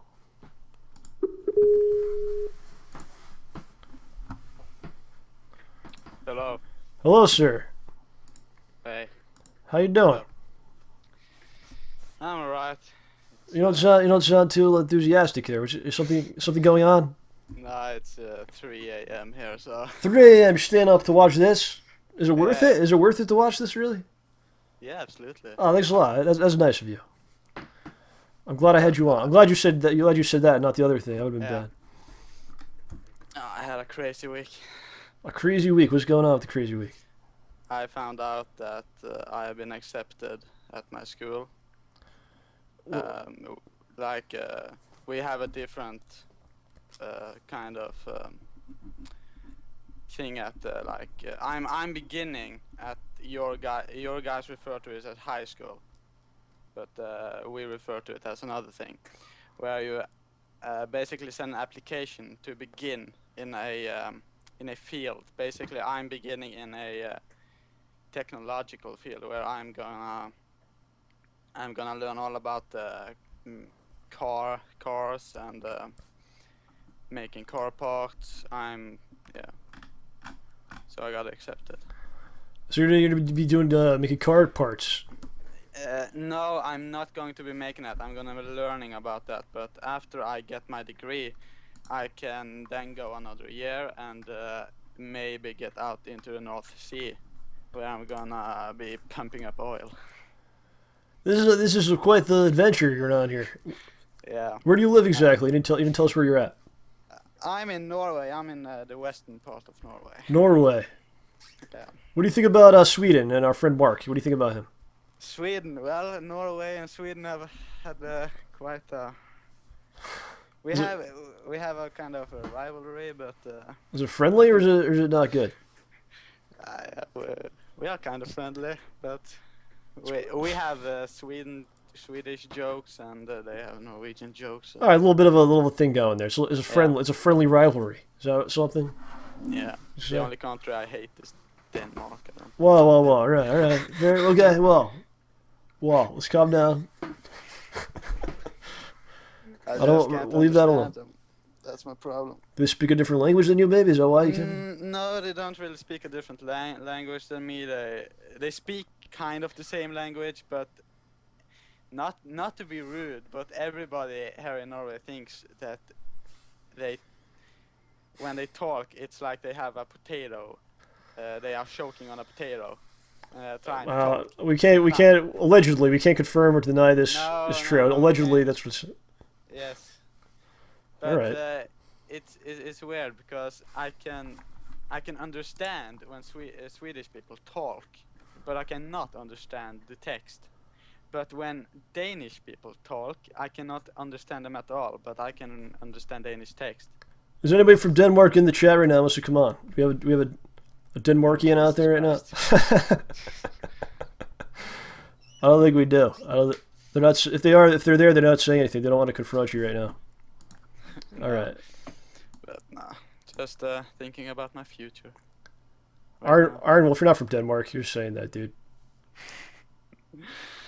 Oh, he's making it up. That's cool. That's cool, man. Is that something like you're going to like the school thing? Is that something that you really like worked hard to achieve? Yeah. You were nervous if it was going to work out or not. You didn't know. Yeah, you have to have pretty good grades to get in, but it's only. Yeah, I managed, so, and my best friend also managed, so we are gonna be in the same class. So. When do you start all this? 19th of August we start school. Everybody. That's great, man. Congratulations on that. Yeah, thank you. And What's I already have my plans for the future. So. What's going on in Norway? Anything happened I should know about right now? No, nothing happens. Now in July, it's now it's August for me, but in July, the mood in Norway is kind of iffy. Just because 2 years ago, a freaking idiot killed 71 people at a camp full of teenagers. Yeah, I've heard about this. We've of course had that happen over here many times. Yeah. Sad thing. You know, we in Norway like to treat people very nicely, so of course we gave him a jail with a freaking computer, a flat screen, and everything. Yeah. And now he's trying to get into school, and it's like, what the fuck? Oh. I think the youngest person he killed was like 13 or something. Yeah, it's a terrible thing. What do you guys feel about in your country? What do you feel about guns and all that kind of stuff? What's your take on that? We don't allow automatic weapons. Right. It's not allowed. Like even if you're gonna buy a hunting rifle. Yeah. Like my brother is trying to buy a hunting rifle for his kid. Okay. And, he has now waited almost a year to get his papers that he can buy it to him. Almost a year. But yeah, I mean, it's not easy. But there is, of course, loopholes. If you are in the military, you can have an automatic weapon at home if you are still in the military. Yeah. What do you feel about that? Do you feel like people should have guns in their homes, or what's your take on the situation? Would you rather your neighbors have it or not? I feel no, my neighbors don't have guns. I feel you should be able to have like a small caliber pistol, maybe. Nothing that would really kill per se, right? But maybe make him at least fall on the ground or something. Yeah. Okay. Something that you can use to defend yourself. Yeah. Not necessarily wipe out like 100 people in 5 minutes. I can see what you're saying there. You know, we have our ways. I know my his kid, my brother's kid. He has a paintball gun where he puts not the paintball rounds. He puts the paintball rounds in the freezer. He freezes them so they are very hard. So when he goes to the shooting range and stuff, and they have these firefights with paintballs, he's like dominating everybody with these bullets that freaking possibly can kill somebody. Oh really? Okay, he's going a little overboard. Yeah. But, okay. I think my family is probably the only family in here, at least in my area, that knows a lot about guns. All right, so that's an interesting issue. Do you have any plans to ever come to the U.S. at all? I hope so. I hope to get into the military and maybe do some training over there. But wow, you got a whole thing. You know, how old are you, sir? I'm currently 15. 15. And you're very well spoken, and you have a whole plan of what you want to do with yourself. I had no idea I still don't even know what I'm doing.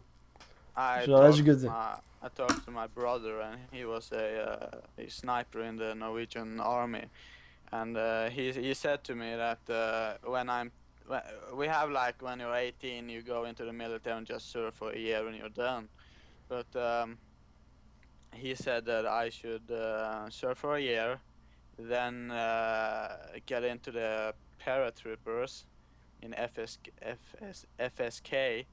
and basically be a paratrooper. Wow, you got a whole plan. That's a good thing. Yeah. I don't Congratulations. Yeah, thanks. And hopefully you don't meet some real hot chick that messes it all up for you. No, there are no hot chicks here. Well, I hope you meet a hot chick, but hopefully she doesn't, mess it all up for you. Yeah. You're gonna do this and that instead. No, you don't want that. Yeah. All right, Torb, thanks a lot, man. You're gonna watch Schnoz-man HolePunch on Sunday. You're gonna do that. Yeah, I hope so. All right, good. I hope you check it out. Let me know what you think about it. Yeah.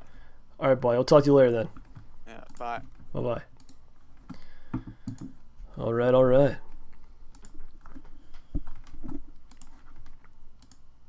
We got a CyberDemon here.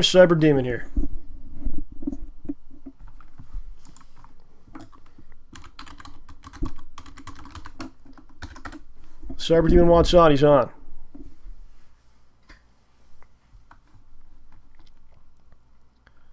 Trying to communicate with him now.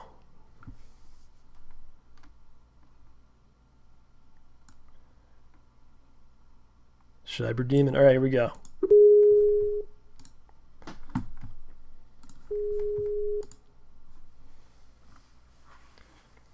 Hello? CyberDemon. He's a great guy. He's my best friend in the world. If you fuck with CyberDemon. What was the rest? He will kick you in the balls. Yeah, sure. CyberDemon, how you doing, man? I'm okay. I gotta turn up the volume for you. Hold on. Uh-oh. Those people are upset. There we go. Boom. I'm currently streaming this, by the way. Oh, that's fine. That's perfectly fine. Yeah. You might have more viewers than me watching on your No, end. I don't. No? I've got like 10. Did you know that the only channel I follow on Twitch is your channel? Oh, man. That's it. Out of all of them. There's a lot. There's like 10 channels on Twitch. There's only like 10, but you're the only one that's worth watching. Nice. CyberDemon's been quite some time since I've spoken to you. How are things going? How are things going for you? I'm playing video games and stuff. Is it the summer now for you in New Jersey? Yeah. Mm-hmm. What are some July fun is activities? usually summertime. You seem like the kind of guy that loves the summer. Like I'd see you you get up in the morning with a big smile on your face, you run outside, the sprinkler's on, you run through the sprinkler, you get the frisbee it's actually out. very inaccurate. You get the frisbee going with the neighbor, the dog comes out. Is that true? No, that's actually nowhere near true. What are you up to? Tell us. I'm playing video games. That's usually what I'm up to. What are you playing? Right now? Yeah. Playing Muppet Race Mania. Muppet Race Mania. Is that a PlayStation game? Of course it is. I think I remember that game. This game is fantastic. Why do you prefer that over other racing games? It's not that I preferred other words over racing games. It's the best racing game. It's the only one I've ever really played. It's the best one. Why even try other ones? Yeah, exactly. This is the best one. CyberDemon, what's your take on the new consoles coming out? You love consoles. I do? Yeah. You like consoles. Tell us. I'm not gonna buy them because I have no interest in them. That's pretty much my take on the consoles. What do you think about the Xbox One and all the stuff that was happening with that? Were you looking at this, watching from the sidelines, laughing at people, No, I just wasn't watching it all. I don't know anything really about it. Don't even buy. Yep. Oh, sometimes this is the best way to go about things. I agree. I would love to send you to I have no ability to do this. Probably ever will, but I'd like to send you to E3. Oh man. As an interviewer. And have you just I would totally do that. Oh, it'd be great. I think it'd be amazing. Just have you go up to all these different people and who's the guy for Reggie, whatever his name is, and I don't know. Reggie Thistleman, you know that guy? No, I don't know anyone. Don Matrick, you just CyberDemon talking to these dudes. I think it'd be amazing. I don't know who they are. All right, that's even better that you don't. Exactly. Yeah. Cyber, do you have any a message for OJ? He might be watching this maybe later today. Do you want to tell him anything? That's my message. Is hi. Well, that's nice. That's pleasant. Yeah. It's very nice and pleasant. Yeah, I agree. Are you going to be a senior this year coming up? Sure. Are you excited about that? Sure. Do you have any plans out after school or anything? No. for college or anything like that? Not right now. Cyber, do you have a car yet? No. Are you going to get a license? Maybe. I don't know. Why don't you, I tell you what, man, you're probably not that far away. Would you be willing to, when you get like a car and stuff, you get like capable behind the wheel and everything, would you drive up to OJ's house, hang out, play some games or something? Would you ever do that? If it's more than 10 minutes away, probably not. It's probably a couple hours, maybe like 2 hours, 3 hours. I don't know. It's kind of far. It's not worth it. It's not worth it. 10 minutes maybe you would do it. Right. Maybe. Okay. 8 minutes probably. 10 is. If it's like 8 minutes, it's a possibility. Very low possibility. All right, I see what's happening here. All right. Well, I'm just putting it out there, man. You know, that'd be an interesting meetup. Yeah. Maybe it could work the other way around. That'd probably be better for me. That probably won't happen because I actually have a 4-minute limit. Oh wow. So yeah, it probably won't happen. But we could put our limits together. Maybe meet halfway. We would get nowhere. Yeah, that's also true. Do you have a message for everyone in the chat today? Hi. That's my message. Who's your favorite person in the chat tonight? And which chat? I don't know. In your I've own, got like your own chat. Your own chat. My own chat? Yeah. Piloff123. I love you. What's so great about him? He's my waifu. Do you guys have any questions for CyberDemon right now? This is your chance. A lot of people are saying hello. MarkCrown stories, you know him. He says hello. Yeah, he's also my waifu. Lionheart, you know Sir Lionheart. Yeah, he's not my waifu. You know Smart Guy? You friends with him? Yeah, I guess, sure. You like him? I played Killing Floor with him once. Oh, okay. He tried to give me a game, I think, and I said no. Why didn't you take the game? I don't like taking games. And Bison Foot says hi to the StayBallsy chat. Oh, hello, sir. Does he know anything about this, or he's just watching for the first time? Yeah. Is he impressed, or is he turned off? I don't know. All right, we'll talk to him later about it. Yeah. All right, CyberDemon, thank you, sir. Do you have any final things you want to talk about, or? No. Nothing? Nope. All right, man. It's always a pleasure to talk to you. I hope you come by more often. Mm-hmm. I feel kind of upset. I haven't talked to you in a long time. Yeah, well, Iron Wolf told me to come on, so. That's the only reason. Well, he said I should come on, so I said okay. Well, I appreciate that. I appreciate you coming on. I appreciate Iron Wolf for pushing the right buttons to do it. Yeah. It was a team I don't effort. like Iron Wolf, though. He's kind of a jerk. It's between you guys. Just leave that out there. Okay, well, we'll talk about this later. All right? Yeah. Get wrecked, Iron Wolf. Thank you, CyberDemon. Thank you for streaming me and stealing my chat and everything, my stream. And yeah. Hello to everybody and goodbye to everybody that's watching your stuff. Okay. All right, guys. Bye-bye. CyberDemon, ladies and gentlemen. It's always a fun time talking to the CyberDemon. You got any chat questions? Questions in the chat.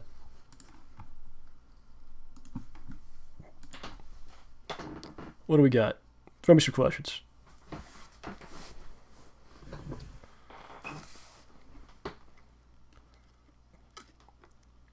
Oh, okay. You know what? I should do this. Mr. Vossel has given me, let's see here, probably about, 10 codes to give out. I believe these are Steam codes. Mr. L. Vossel. Vossel, are you on Skype right now? Because we'll call you to do it if you're on Skype. I don't see you. I don't know. So anyway, no, he's on Skype. So I'm going to give out one of the codes here. What I'll probably do is throughout the course of the next couple months on the show, I'll be giving out his codes. And Vossel's a cool guy. He's in Germany. He told me something interesting. His name is Jan, but his last name, I forget, is actually translated as Fox. And Fox in Portuguese is Raposa. So his last name is actually Raposa. And in Spanish, it's Zorro. So his last name is actually Zorro or Raposa. Which is pretty badass, that's pretty cool, man. So here's the first code. This is for Star Wolves 2. Star Wolves 2. We're going to post that for you. There you go. Who's gonna get it? Somebody get it. Boom. All right. Yes. So we got some questions right now. Smart guy says, "What do you smell like?" What do you smell like? I probably smell like the deodorant that I like to use, and I am an Axe guy. I used to use like this. I used to go to the gas station and buy a deodorant, like the Speed Stick, like the cheapest possible thing, and it was like, I don't know, under $1, and I would wear that all the time. And then when I got the girlfriend, she's like, "You should get something different." So I started experimenting, and I got started getting to the Axe. So what I usually do is like whatever is like the new one, that's what I'll go with at the time. At one point I was wearing the dark chocolate, or whatever the hell it was, Dark Temptations. And it had like a chocolate smell. And I worked at GameStop at the time, and everyone was like freaking out about this. You smell like chocolate all the time, and it was weird. And I think they were turned on by it, honestly. And that's how it goes. And probably if I don't smell like that, I probably smell like disgusting sweat and filth, because I wouldn't be wearing that at the time. So there you go. What else we got? How many plaid shirts do you own? I think I had like 5 at one point, but I actually lost one in Dallas. So somewhere in Dallas, there's a shirt floating around that someone has. I pronounced Vassal's name wrong. His name is, you should have came on, man. You should have came on the Skype and told us in person. I can't read it and say it right, you know? All kinds of bizarre questions coming in. Yes. Yeah, you would find the plaid shirt. It's somewhere in Dallas. You could go there and try to figure out where it is. It could be in Piss Alley, maybe. I don't know. All right, here's from Game Shredder. He said, "Did you ever try to start a band in high school?" I tried starting bands like forever. I mean, the only real band that I was in my entire life was in 8th grade, and we had a good band that was actually pretty good. I thought those guys still have like some of the tapes. They don't sound very good. We recorded some stuff like with a boombox, just hit record on a tape cassette. And that was the only band I was ever in. We played like 3 shows, because like 8th grade's like graduation year. And we did a bunch of graduation parties, and that was really cool. But then what happened is like everyone kind of went to different high schools, and the band broke up. And then all throughout high school, people I went to school with didn't even play. No one played music in that place, so I don't know what they were doing all the time. Bunch of weirdos. Well, I thought I was a weirdo because that's what I like to do. And then after high school, I met some people, and we were trying to get some stuff going. I played with some people. I think we played a couple open mic shows, and then it just kind of fizzled out. I had another friend, this is my friend Mike, who I was going to start doing music with. He moved to the UK. He got married. He moved to the UK. He got divorced. He came back, and then we were like, all right, now we're going to do it, because I had all these songs that I built up, which you guys have heard quite a bit of them. I had a bunch of songs ready to go. And it was me and him. And we were trying to find a drummer. We were trying to find other people. We never found anybody. And then he disappeared somewhere, probably into some kind of drug-induced stupor or something. I don't know. I didn't hear from him for a long time. So that was the end of that, and that was it. You know. And then I was real into it. I was real into the electric stuff, and that's what I wanted to do. You know, that's what I wanted to be. And I studied all kinds of different things, and that's what I really wanted to do, but it just never really worked out.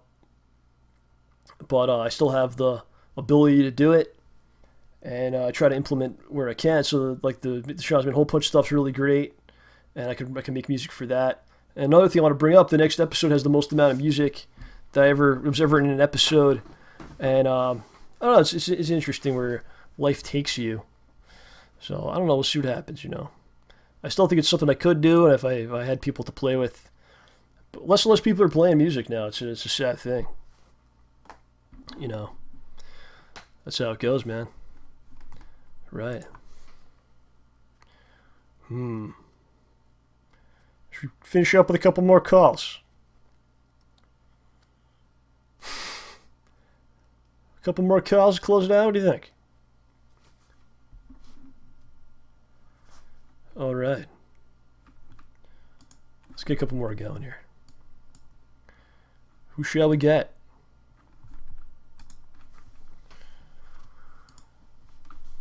Lamb3nt. Lamb3nt wants to come in. We'll get Lamb3nt in here. Here we go.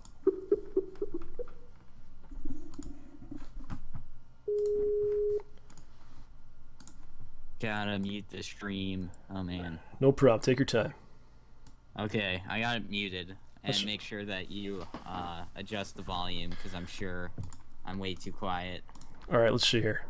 I got Crown also. There's quite the crowd that wants Crown. So MarkCrown? Yeah, I think we should get him on with me. He wants to come on with you. Yeah. I feel like I'm being like confronted by you guys. You have something planned here. Well, an intervention or something. Typically on Saturdays we are just destroying Gamer Talk Live, so we'll take on the show this week. All right, so we're gonna Mark and you. Yes. All right. Are you good friends with Mark? I didn't know that. Well, we've kind of became closer over the months of Gamer Talk Live and all that. Oh God, he wants to show his face. I don't know if I'm ready for this. Everyone wants to see the He's excited. whole Oh face. man. Mark's excited. Looking good. Just wait until you see my intro. Your microphone looks pretty interesting. It looks like it's almost a hair dryer, but Mark, is that a hairdryer that you're just talking into? Maybe. Are you just yelling into a hairdryer? Is that what's going on? I made it myself. it looks good. So what's going on with you guys? I didn't know you guys were teaming up like this and you had a whole thing going, Mark. You didn't tell me anything about this. Sure. You didn't invite me to join or nothing. We usually team up on Anthony and Nate on Gamer Talk Live. Those guys are good. I was impressed. They came on here and they showed me how to do it. They know their stuff. They know their stuff, man. Those guys are good. Yeah, it gets pretty insane on Saturdays, so anyone who's in the chat who wants to have a fun time and a good chat experience, go to Nate's channel and Anthony's channel and subscribe and all that. Yeah, do that. Absolutely. I endorse yeah. this. I endorse it. Whatever that's worth, I endorse. You should even come on sometime. I would like to do it. I didn't even know this was happening. I had no idea. Yeah. It's all Mark, about Mark the didn't games. tell me anything. Mark didn't tell me nothing. You probably wouldn't Mark. listen I talk to me Mark. anyway. I talk to Mark every week. He wants to talk about zonkies and all kinds of stuff. He doesn't talk about anything that makes sense. Time to talk We're about kind the of real limited serious for time. topics, Mark. Come on. Yeah, man, come on, dude. Let's come on with podcast. Okay, we're talking about zonkies. Yeah, what is this zonky thing? Mark, tell us about this. Tell us about this. There's in Italy there was a great thing born. It was when a zebra and a donkey wants to go at it. There's something called zonky that can appear after a couple of months, and that's the wonderful thing that happened. It's pretty awesome. I just love how excited Mark is. It's like it's a wonderful thing that's happened. Are you gonna adopt one? Yeah, Mark. Would you ride it? Would you ride on the back of it? Probably. What do you feed the zonkey? Because I think a zebra, like if you had to ask me, right, like a zebra and a donkey would probably eat different food, right? So what do you feed the freaking zonkey? What does that eat? Humans, maybe? I don't know. It eats other zonkey meat. It can only eat other zonkey meat. That's the only thing it can eat. Yeah, well, donkeys isn't that a horse and a mule? So I guess it would eat like grass and stuff. I don't know. Oh, you know what? You're right. So a donkey's not even a thing in the first place. That's two different things. And then it's got the zebra. Quite the tree of different cells and all it's that. messed up, man. Yes. It's just things. We will never know where it may lead us in the end. Someone called heresy. I agree. Oh, it was Anthony. Okay, yeah, that is heresy. Is it heresy? Or is it brilliant magic? Well, it's probably this type of stuff that led to Ron Jambo. So. Whoa. He was made from cloning and stuff. From DNA. You know what that means? Oh, jeez. Yeah. There's something I want to point out for everybody that's listening to the show and Mark. everything. I don't really remember how long ago. About a month ago, a couple of weeks. me and Rachel on Twitter were talking, and then Layla decided that we would make a great couple and decided us that we would be the Ramborgian couple. And Okay. so Wait, who's this girl? Do you know her? she's a Ramborgian. Her name is Dakye Rachel on Twitter. Okay. I don't think she's listening now, but Where's she from? Heck, I know. USA somewhere. Yeah. Okay. They're So- a couple, but they don't know where each other's from. All right, that's No. all right. So tell us the rest, Mike. I'm sorry to Yes. interrupt. So Layla has now decided to write a fanfic about us two, and that's why Ramborgia Dorman he's also doing a fanfic. Oh wow, that guy's With- on it. It's gonna be amazing Yes. if he's involved in Yes. this. And Layla does So good I stuff wanted too. to point this out for everyone because I'm gonna read both of them on my channel, the whole thing. You're gonna have to come on here and read about it too, man. Yeah, I want to hear about I this. will. Yeah, weekly reading. That's gonna be something else, man. It might be a little graphic. Yes. I'll be ready for it. I'll be ready. Ramborgia Dorman's probably will be really graphic. So We gotta make sure OJ is here 18 for that. plus. Yes. Well, that's something. I mean, it's unbelievable that you guys are pairing up and doing these disgusting things together, and I don't know, it brings a tear to my eye in a lot of ways. It's very nice. yeah, we have great. If you follow us, the rest of our abortions on Twitter, because we have amazing conversations that you can join in. Yeah, It's you guys really weirder do. and weirder every time. Sometimes I look at it and I go, "What is going on here?" And then Yeah, it's always fun though. I woke Yeah. up and read the whole fanfic tweets, and I was just like, "What the fuck's going on right now?" It's weird. I'm scared to even say anything. I just read it in silence. So So, Mark, you having fun doing the podcast that you do? You enjoying Yeah. it? I didn't think I was going to enjoy it so much that I do. Smart You do a lot guys. of you do a lot of them by yourself too, right? Yes. It's tough he's to an do it by yourself. inspiration. Yes. Yeah. I don't know if I could do it by myself every couple of days you do one. That's pretty crazy, man. Yeah, it's the length of it is why it makes so perfect for me, because 30 to 40 minutes is perfect. It never gets too short or too long. It goes pretty quick when with the times I've done it with you. Yeah. So I think we've had some good conversations. People go check it out. The MarkCrown stories on YouTube. You can hear me on there with Mark, and we have some fun times. Yeah, I try to stay away from like controversial topics, but that's really hard for me. I have noticed, especially in the beginning. Everything's controversial to somebody. Just how I it talked is. about religion and all Oh, sorts really? of yeah, stuff. Stay away from controversy, but we're just gonna dive into religion. Yeah. I was Get people talking, yeah.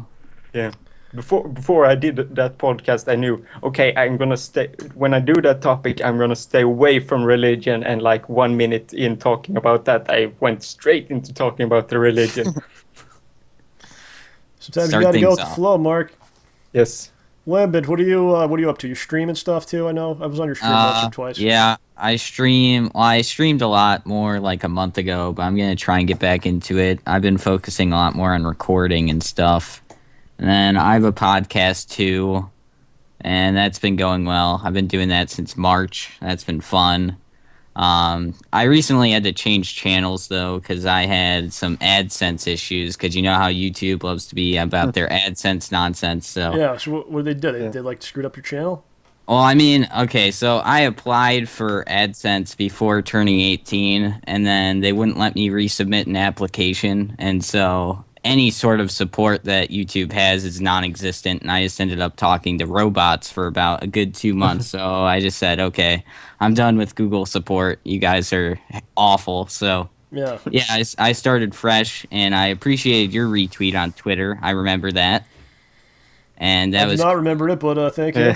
yeah, I got like 5 retweets, and I saw the John Rambo logo, and I was like, whoa. So that I was try to help you guys out whatever I can do.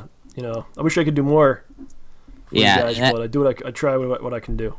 yeah. And so the whole reboot and everything went well, and yeah, it's growing almost all the way back to where I was. So that was cool, and yeah, That's awesome. yeah. That's great, man. What I learned today from talking to all you guys today is like all you guys are doing great stuff, and there's no one that came on and was like, I'm doing nothing, and I'm pissed or upset. You guys are all doing good things in the world. That's great. Yep, great assortment of people. That's right, all over the place. Mark, Yeah, you want to talk about Denmark, Mark? Anything to say about that? It's kind of funny. I want you to apologize to Denmark today because they were insulted. I live in Malmo, which is the town that's just we're just a bridge away from Copenhagen. All right. So we're really close to Denmark. But I agree that they sound like they're almost throwing up or something. It's one of the weirdest language in the world, I would say, because it sounds weird, but I can understand it because I live so near and we have two Danish TV channels, so watch Danish TV sometimes. So, what kind of programming they have over there? Anything good? Well, it's pretty much the same thing we have here in Sweden. They're much more casual, the Danish people, than we are here in Sweden. So it's kind of nice to. I'm sure they're wonderful people. It's a lovely place. I The remarks said made this. by Mark and other people today were not my own. I do not condone them. So. I live like 45 minutes away from Canada, so I can relate to having a border near me. And yeah, I don't know how I feel about Canada, but Iron Wolf seems to be a cool guy, so. It's good people all over the place. Bad people all over the place. With his heavy accent, Canadian accent. Oh, yeah? Yeah, Iron Wolf. With his boots and all that. Oh, wow. Shots fired. We all hate Challenge you is over accepted. here, Lamb. You too, Iron Wolf. What if Iron Wolf was in Denmark? Then it'd just be everyone would not like him, I guess. Is that how it would work? Yeah, that would be. No, Danish people are cool. It's just their language that are a bit strange. We apologize to them. Well, guys, thanks for coming on. It was a pleasure. One thing Go ahead, sir. Yeah, there's a channel that you should check out. It's called LA Web Fest. Oh, you know what? I did check that out. You sent me the link to that. Yeah. I did. It's like a web series festival. Yes. I thought it was cool, but the problem is you gotta they want you to pay to register, which I thought was kind of. You can pay for it if you would like. Well, I feel like it's kind of a messed up thing to make people do because it's like you pay money just to register, and you're not necessarily nominate. you may not even get in it though. True, but I could see if you were nominated, then they make you pay something, but just pay just to even be considered is kind of I don't know how I feel about that, but yeah, but this that's cool that you said. I'll look into it more.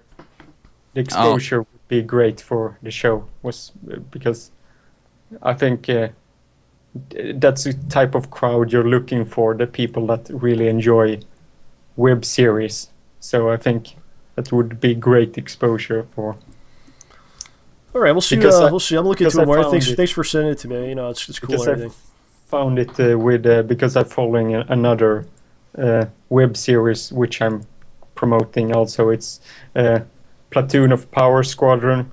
Yeah. You can find it on YouTube. Pineapple Boy Films is the YouTube channel. Wow, that sounds amazing. Okay, that's a cool name. It's really great web series. Also, they have a bit more money involved in there, but it's still a great webs. Well, it's not shocking. I mean, I have no money at all. Yeah, so, I mean. Yeah. They have used Indiegogo campaigns, which I have contributed to. I can do things I make things as hard as possible as I can on myself, and I see what I can do. That's how I do it. Over a span of a year, I think I've to Kickstarter and Indiegogos, I have spent like $500. Jeez, Mark, come on, man. Have you seen any return in that? Is there any products being made out of your hard-earned money? Or is it just highway robberies like a lot of Kickstarters are? Every one of them is looking okay. good. Well, that's good. See, I don't know if I would ever do the Kickstarter thing. I just want to see something like instantaneously, and I don't think that's really realistic. But I mean, if I'm Yeah, a lot going of to times donate just- to something, Yeah, a lot of times, just like a year from now, you will have the product for you. Yeah, but I think if you do it, you have to have steady like updates, Yeah. so that all the people regularly know what's going on, so they know that they're not getting screwed. I don't know. I like to do it the old school way. You kind of risk everything you have to make something, and see what happens in the end. I don't know. That's just how I look at it. But Yeah, by the way, before I leave, yeah, Mark. do you know if you and OJ are going to MagFest later this year? I have no idea. Why? Yeah. If you're gonna go, I'll go. Tell me right I'm now. thinking of going. It's If you're gonna go, I'm gonna go. I'll tell you right around now. the right time. Because I'm going to go to the New York, and Oh, so man. I'm just, Okay. so I'm just All right, looking we'll talk for about what- that. We'll talk about that definitely. Yes. All right, guys. Thank you very much. Your final words. while Yes. everybody's shouting out things, Layla Alvar was telling me that she tried doing like a podcast like a year ago and it didn't go well. So everybody in the comments tell her to do her podcast and stuff. So yeah, or tweet at her, just spam her to do the podcast. Yeah, and she can come on my podcast. She's on my list for close up around the top of my list of people that's going to come on. So if she does do a podcast, she can promote it on my. Awesome. All right, John. Let me thank you. We'll talk to you soon. Yeah, thanks for having us on. All right, no problem. Bye-bye. Bye. All right, I'm gonna get Lewis in here because Lewis wanted to go. We're gonna go. We're gonna go. I don't know. I guess we'll go extra time today. Why not, right? You guys are still here. Let's get Lewis on here.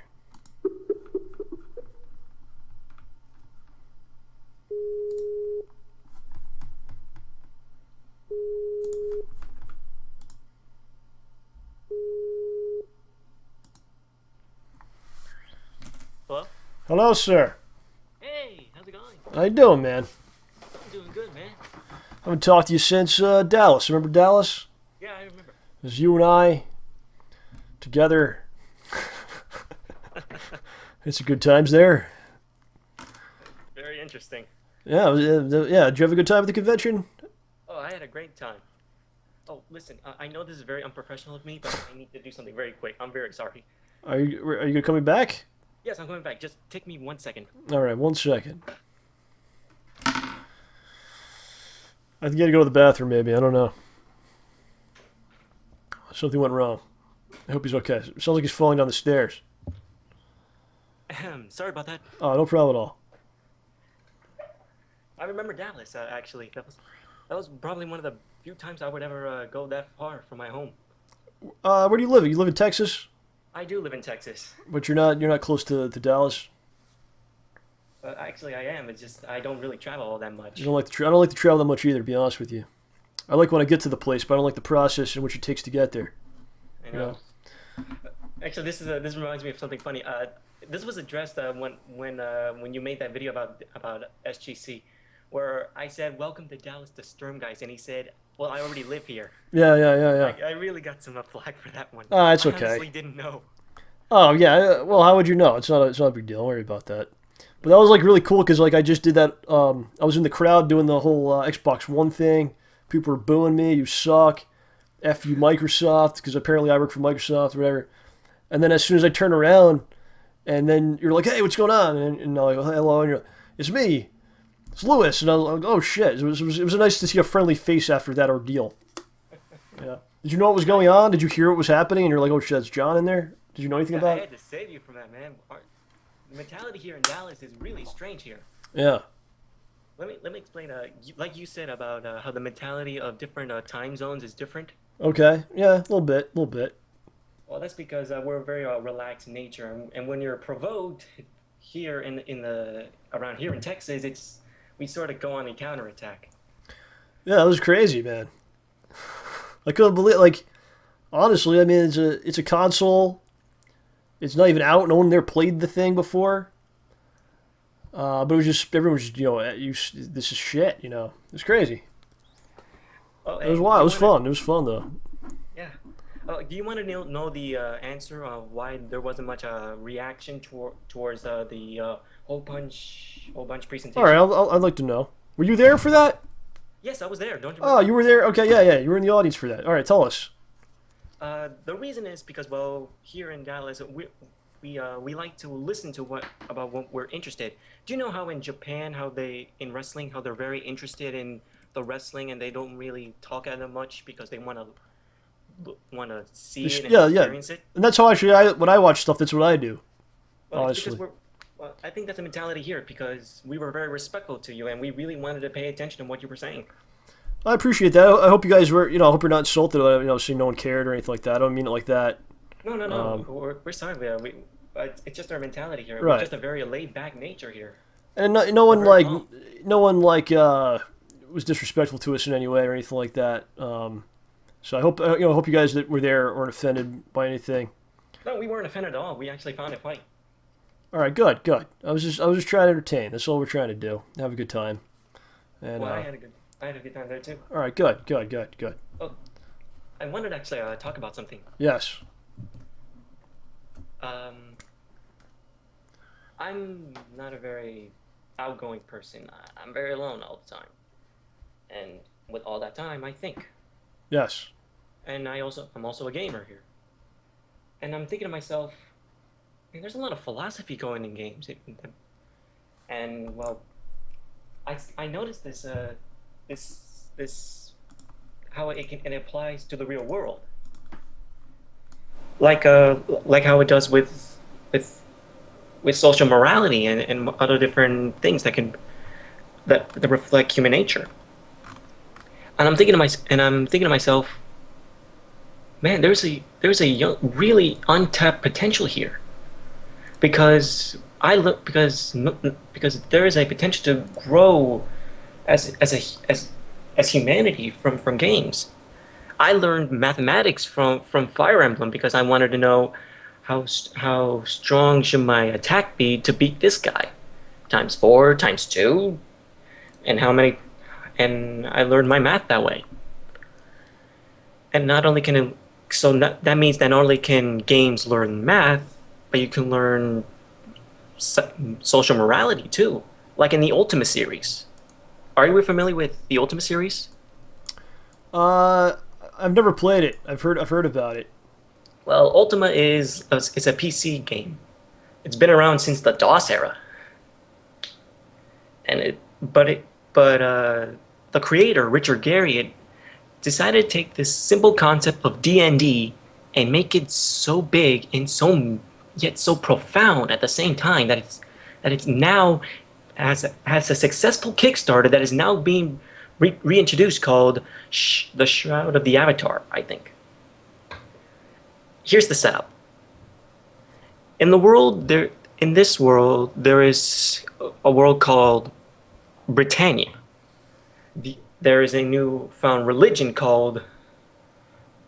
there's a new religion that was created, and those that are created by 8 virtues: compassion, charity, valor, humility, spirituality, honesty, humility, and man, I forgot the last one. Valor, I think. These 8 virtues, when someone masters the 8 virtues, becomes the avatar, the sort of like the Christ figure of their religion. And how they influence their world. That's how the premise of Ultima 4 starts. But in Ultima 5, it takes how this simple concept of the virtues can save a world, but also doom it. Whoa. In Ultima 5, Richard Garriott, the king, decides to go to the world's darkest place in their world, the Stygian Abyss. But during there, something goes wrong and the king is absent. In his place, there's a man called Lord Blackthorn who takes over. The way he sees the virtues is that they're a very strict sets of laws. The virtues are no longer just a set of philosophy examples, it's now the law. And how you see how easily it's so twisted, and how it becomes very oppressed. Like the how he changes the law of charity. He changes from charity to thou shalt give half thy income to charity, or thou shalt have no income. It sees how very dark it becomes, and when the Avatar returns, he sees how very corrupted and how very dangerous it becomes. Right. The Avatar suddenly becomes an outlaw. You see very closely how very different it becomes. How your virtues, very noble and pure, can easily be corrupted. How does this apply to us in everyday life? And how is this a reflection of society? You think, or the life we live, in some way? Oh, it does. Since the beginning of time, religion has always been an example of goodness, Right. an example of how we do things right. Right.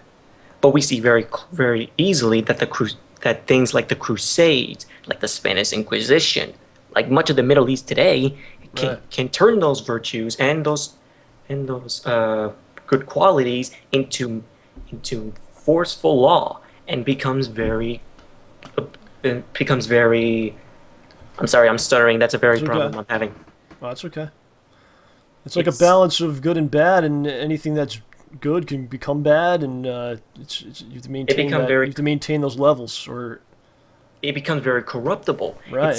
Anything man creates can be corrupted, pretty much. It seems, It's a constant battle, and that's what I'm thinking, and that's what I'm taking from games. Not only can we see this as see things as a financial future, but as a philosophy future. Right. That's what I'm taking out of this. I see. What about Pac-Man? What did we learn from that game? Do you get anything from that? Actually, I do. What do you get what do you get? Tell us. The basic premise of Pac-Man is that you gobble up these dots. Right. You get all the dots, you win. Yes. These ghosts try to stop you. They touch you, you die. That's like every day. Pretty much. You're trying to do what you want to do in the world, and there's people trying to stop you. The challenge is then that you are faced with constant obstacles. By being smart and being persistent in those obstacles, you will achieve your goal. We get some fruits, some cherries, and not only will you eat all the stuff you want to eat, you'll consume the people that are after you and the negativity that is the ghosts. Indeed. You consume the negativity and profit from it for doing it. Wow. Lewis, you've opened our eyes today, sir. I want to talk to you more about Chikara someday. I know Chikara's on a little bit of a break right now or something.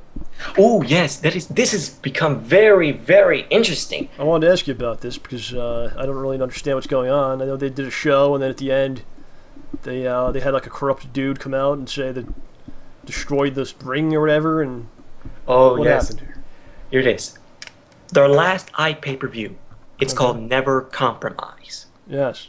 What do you think of that name, Never Compromise? Never Compromise. What do I think about that? Yeah, the title of the pay-per-view. I'm not sure. I'm not sure what to make of it. Well, on this pay-per-view, you have all of these matches. A lot of feuds come to an end. At the end of their big main event, the director of fun, Wink Vavasaur, all of a sudden ends the match. Yeah. There is no official decision, no official end. He just gets all of these securities and starts taking the set down. Right. There's no winner. All of a sudden they say, "People, go home." And I hear that there was kind of a little bit of a riot there, and people were saying, "We won't go, we won't go." Yeah, I read about it. Then they announced that the following day that all the events past the Never Compromise have been canceled, all of them. Yeah. And they say that Chikara is dead. Right. It's been about 2 months now. It has. But honestly, I think this may either be this. I think I know what's going on. This may either be because of financial reasons or on a financial hiatus. Yeah. Or this could be the biggest and riskiest work they've ever done in independent wrestling history. I'm going to explain. Yeah. Oh, yeah. there is a satellite wrestling company called Wrestling Is. Okay. They have many subdivisions. Wrestling is cool. Wrestling is fun. Wrestling is awesome. Wrestling is Kaiju Big Battle, where they just dress up people in monster costumes and fight like Godzilla. Wrestling is fun. Right? Yeah. Remember, wrestling is supposed to be fun. Is that one of them? Is that the name of one of them? Wrestling is fun? Yes, wrestling is fun. Yeah. I remember wrestling when wrestling was fun, don't you? It's still fun. You gotta find the stuff to watch. You have fun with what you watch, right? I've had fun since I started watching it. Right. And there's these little tips that saying that maybe Chikara's not quite dead. On Wrestling Is YouTube channel, there is a video called Ashes.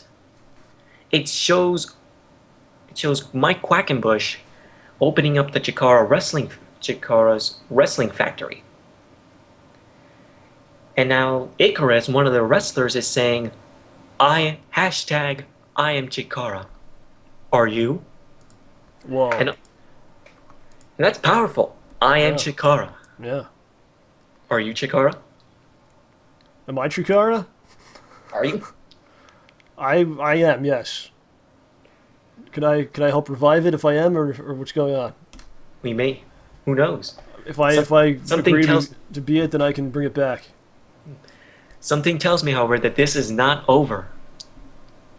It's an interesting thing. I don't, people, a lot of people don't know about it. Well, we'll see what happens with that. Chikara is a very interesting wrestling company than all the others. It's doing most things that here in the States would never do.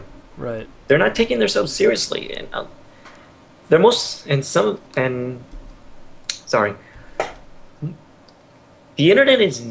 internet wrestling community is not all that high on Chikara because they're saying it's not too serious enough. Yeah. Chikara's never been trying to be serious. They want to be what they want to be. They want to be fun. They do what they do. They do what they do. They do what they do. Lewis, thank you, man. I'm going to talk to you more about this one day. It was great seeing you in Dallas, man. Great seeing you. Thanks for coming out. It was fun meeting you and everything, and maybe we'll be back. I don't know, maybe next year. Maybe we'll come out again, maybe. Maybe. Oh, can I address one last thing? Absolutely. A lot of people have been noticing that I stutter a lot. I'm aware of this. I've had this condition for a very long time. It is not something I can easily control. I'm having issues with it. I'm gonna try and be better at this in the future. I'm sorry. Lewis, don't even worry about it, man.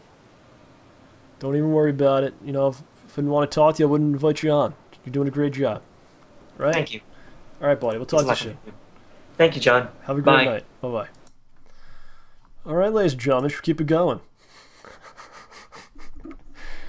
Should we keep this going? What do you say? You want to keep it going, or should we end it? Have you had enough? Have you had enough of this? All right, I'll keep it going. Who else is out there? I know this dude, Marky Mark. Are you still on, man? He's been trying to get on. Marky Mark. I'll try to fix the audio this time. I keep forgetting. Sorry about that. It seems like it, every time somebody new gets on, it lowers the volume or screws it up somehow. Marky Mark of the Funky Bunch. What's up, man? Is that you, John Rambo? Is this Mark Wahlberg? Yes, this is exactly who this is. This is Mark Wahlberg. Mark Wahlberg and the That's Funky right. Bunch. Mark Wahlberg is back. He's on the show. What's going on today, buddy? I got something to tell you. Yes, sir. I got a message for you, my friend John Rambo. I've been sent here by a special group of people. Oh, no. Where's this going? Oh, I think you know what this I don't is need to going. sit here and take this, but go ahead. I'll listen. I've been sent by the Ramboholics, John. Another one. That's right. Does this voice sound familiar to you, John? Is this the same dude as last time, or is this a This clone? is not Mark Wahlberg. It's been me, Rambo. I thought It's me all along. I thought it was Mark Wahlberg coming on here to talk about some things, and as a Ramboholic, I was tricked. You were tricked. I'm a fool. You You could not see my face because I would not allow it. So what do you want to tell me, Ramboholics? What is going on? Are you part of this 5 weeks from now thing? What's going on here? Are you part of this as well? I got a little history lesson for you, actually. All right, let's do it. You don't remember, even though it's your own show, but Yeah, probably not. Episode 14. I have no idea when that was or what was on it. It was the Christmas Spectacular. Okay. You decided to call your followers the Ramborgia. Is that what we did on Christmas? That's when we did this? Yeah, you did. Wow, that's even worse. That makes it even worse, huh? It does. My Christmas present was turning my back on a whole group of people. That's what it was. And then we flash forward more than 80 episodes later. Yes. And here you still are. But here you have not tried to contact the Ramboholics. I have no idea of doing it. I had no idea how to do it, who you were, where you went. You don't contact us. We contact you. That's right. It's people in the shadows. I don't know what's going on. And I have a message for you. It's going to be very simple. All right, I know there are a lot of people in the chat right now who want to get in. I'm going to let them get in. Yeah, okay. But one thing. On the 100th episode, I made a promise. I'm making a challenge right now to you, Rambo. Yes. On the 100th episode, you and I will face off for the thing you hold most dear in your life. What is that? I don't even know. What is that? The one thing that feeds you, that gives you sustenance. It's the show, Rambo. The show. You found my secret. You found out my secret that I need this. This is why this is a recharge. I need the show to keep me going. On the 100th you somehow episode, learned the secret. Yes. On the 100th episode, we will have a ladder match. All right. And in this ladder, there will be a briefcase which has the contract for the show. A ladder match I could do. See, I thought you were going somewhere totally different with this. I thought you were going to tell me that I would be raped on the 100th episode, which I was going to be very upset about. Well, but a ladder match, at least I have a chance. We actually had a plan to do that on the 50th episode, but we canceled. Yeah, we canceled that because we thought that would put us in jail, and yeah, that's too much, man. You know. Yeah, that we went back from that. All right, good. We're better now. But right, anyway, excellent. in that briefcase there'll be a contract for the show. If I win, you will be forced off the show forever, and I will be the host. Wow. All right. And the Ramboholics will be the family of the show. But if you win, you get to keep the show. But you see, you have everything to lose and nothing to gain. So I'm going to do you even better. Okay. If you win, the Ramboholics will never contact you again. We will cease to exist. We will never bother you. All right, we'll have to have the contract signing, and then we'll flip the tables over and all that stuff, big boots and everything. But there's a parlay to this, my friend. If you lose, not only will you lose the show, you must take off your hat. I don't know if you want that. I don't know if you're ready. I know you guys. You think you're tough. You think you've been training. You're like the League of Shadows and Batman, basically. Like you're somewhere in a cave. I don't know what's going on. You think you know so much about me and the world around you. There's things that you don't know. Listen to me, Rambo. There's secrets that you can't handle. Listen to me, Rambo. There's magic and powers and things. I'm trying to be professional here. And let me tell you, I've been preparing for this since the 14th episode, my friend. It's been over a year now. Oh, actually, I think it's been more than 2 years. It's been a long time. Oh, my God. You don't even know. You don't even know anymore. You're so I know lost. your show better than you're you. Addicted I know that, to Rambo Hall. And you're a Ramboholic. You're addicted. You have addictions. And this is why I turn my back on you. Because you're addicts. That may be true. We are addicted to the show is what we are. You be ready, John. You prep yourself for that 100th episode because I will put you through hell. I will put you in the ride of your life. It will be a roller coaster. It will be you will go to great heights only for me to make you fall. It will be a bigger bust than that E.T. game from the 90s, my friend. Great rise, great fall. That is what you were prepared for, Rambo. See you there. That's what's going to happen. And I'll see you there. I'll see you there. I'll see you Mark there. I'll see you out. there. Wow. Jeez. I think was that OJ? I think that was actually OJ. Damn, I don't even know what's going on, man. This is what happens when the show goes too long. It just breaks down into bizarreness, you know. There's powers that be that are after us, you know. I'm not afraid. Can't be afraid, my friends. Gotta believe. I keep moving forward. Can't be afraid of things. That's right. Who else is out there? Who else we got? Ladies and gentlemen, we'd call, let's see here. Filipino Gamer. The Filipino Gamer.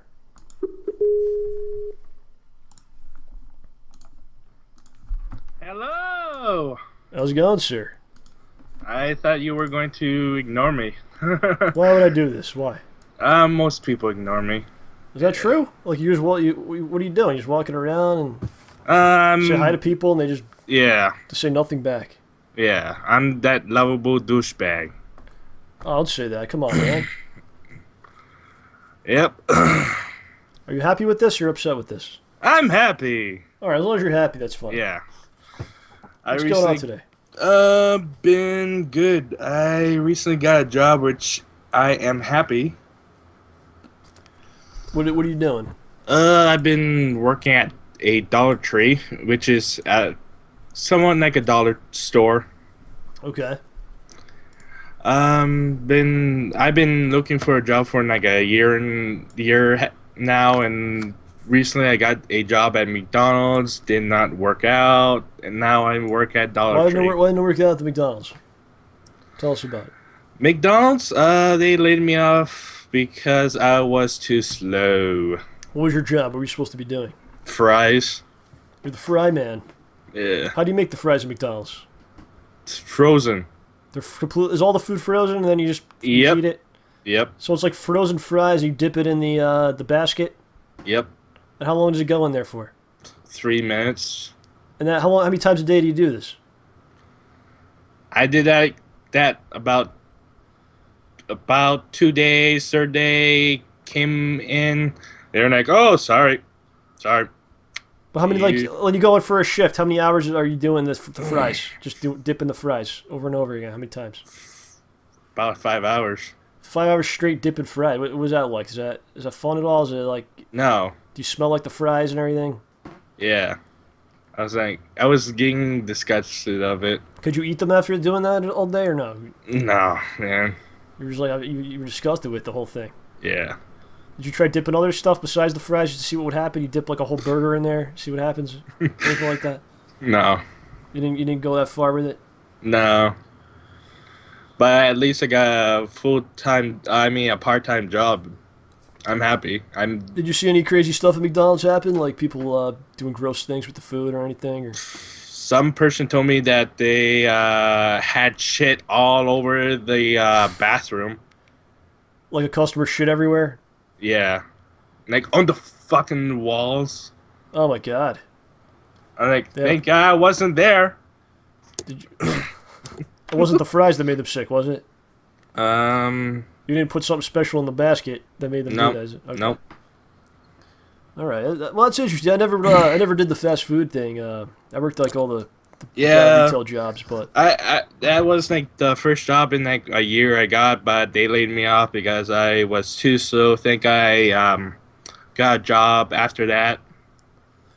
Yeah. I'm working at retail. It's good. I'm getting paid more money than fucking McDonald's. I'm getting paid for a Maine. I live in Maine, and the average pay is $7.50, and at Dollar Tree I'm getting like $8 an hour. Okay, that's good. Yeah. What state do you live in? Maine. State of Maine. That's It's beautiful. shitty. That's a beautiful country up there. Yeah, it's shitty. But it's shitty though. Yeah. Lots of holes on the road. Lots of holes in the road. Yep. Where do you want to go? You want to move somewhere else? I plan on moving to Japan. Really? Yeah. Do you have any kind of history with that place? You speak any of it? And what's going on with Japan? Where'd you come up with this? I want to become a video game designer, and basically my set goal is to become the future Miyamoto. The future Miyamoto. Yes. Let me ask you a question, sir. So when you're working at McDonald's, you're doing the fries. Did you suddenly, like, you put the fries in, you do it, all of a sudden you're daydreaming about what you want to be doing in the world, what you really want to be? Yes, And maybe that affected you.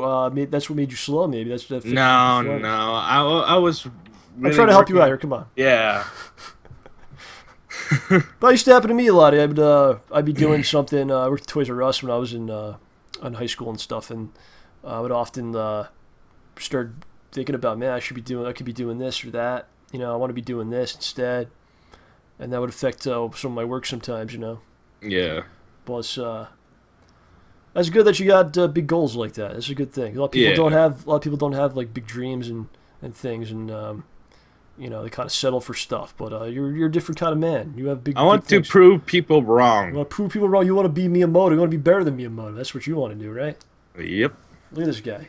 I would have Sony, Microsoft, and Nintendo as toilet paper for my ass. That's how you got to be, man. You know, that's how you got to be. You got to have a little anger in your motivation. I think not too much. You got to have a little bit of a chip on your shoulder. That's what I'm trying to say. Mhm. Right. Yeah. So that's a good thing. I think you're going places, sir. Mhm. I'm looking forward to big things from you, and I hope maybe you give me a good job one day or something. I hope so. Don't forget about me when you're doing well.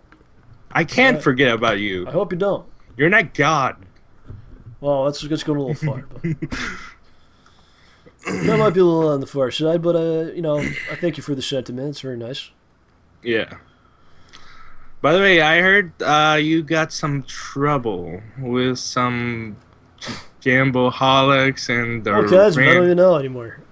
Yeah. If you need help, I would smash them to a pulp. I believe you. I will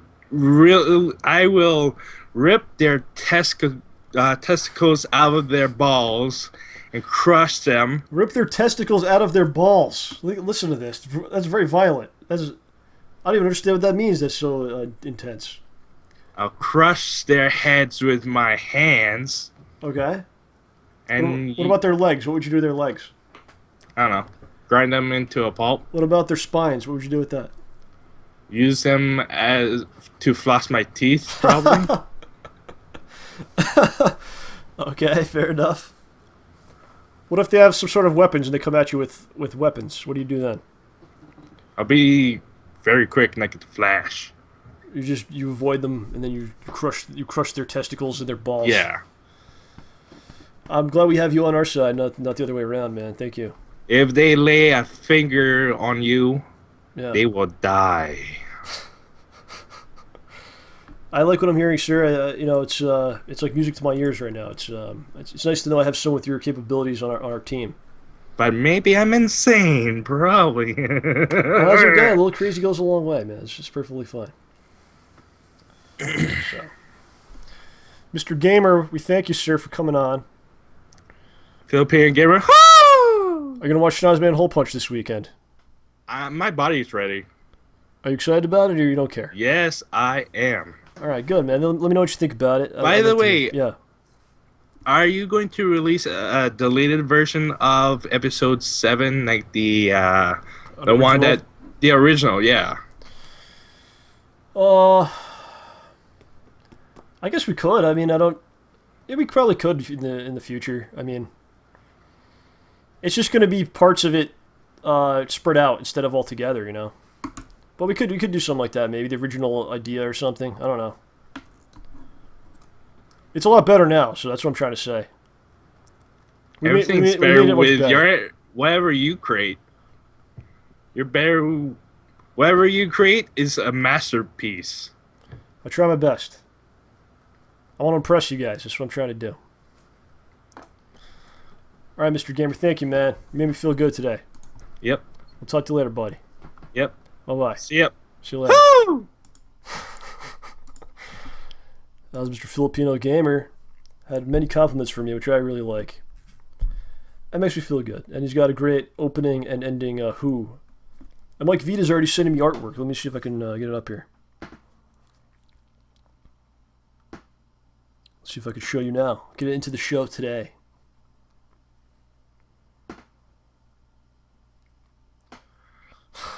Everyone's doing the Who. Who! Who's left? Who's left on this thing? Slick, you're still in the chat? I thought you were traveling or something. All right, here we go. This is from Mr. Mike Vida. I just sent this now. There we go. The PWO. Land of the Pulp. Pulp Nation. The PWO. We gotta deal with them now too. The Ramboholics. Jamboholics. Ramborgia.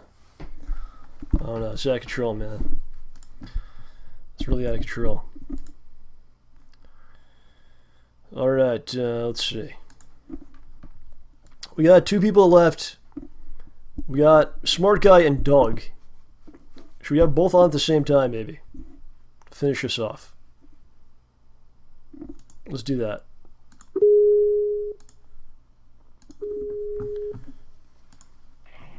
Hello. Smart Guy, here you got the shower going right now. Hello. Sorry about that. It's alright. Is it fixed now? Hello. Hello, Doug. Hi. Doug, hello. Hello. This is the first time we've ever met. Really? Yeah. Okay. I don't know why you bring us both in at the same time, John. We have nothing in common. You got except stuff with the... watching the show. Come on, man. What's the matter? All right, we'll go one at a time. All right, and the other person can give their 2 cents. I'll go last. All right, Doug. What's going on today, Doug? Well, I am sitting here sweating my balls off. What's wrong? Literally. What do you mean you're sweating your balls off? It's warm for the area that I live in. Where do you live, Doug? I live in Seattle. Oh, yeah. I always forget. It's over 70 degrees. It's warm.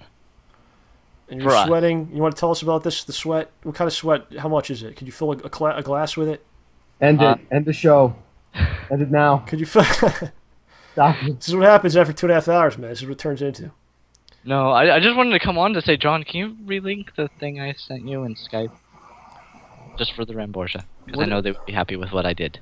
I can't... Hold on. Alright, hold on. You want me to put this in the chat or something? Yeah.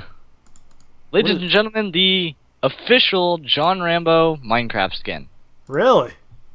Yeah. You gotta make some videos with this.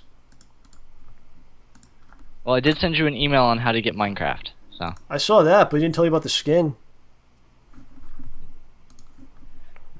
Smart Guy, what do you have to say about that? OJ one right now, and that one's. I play Minecraft. I'm gonna have to check this out, I guess. I honestly don't know what's going on.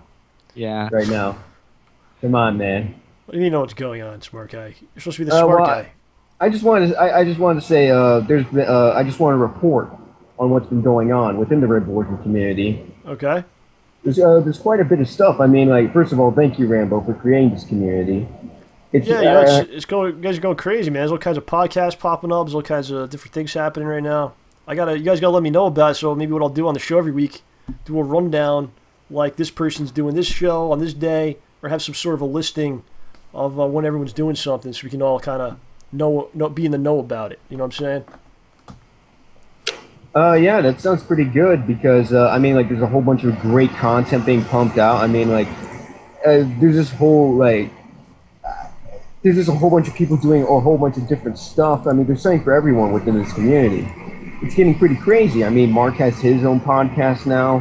I'm going to be co-hosting a podcast soon.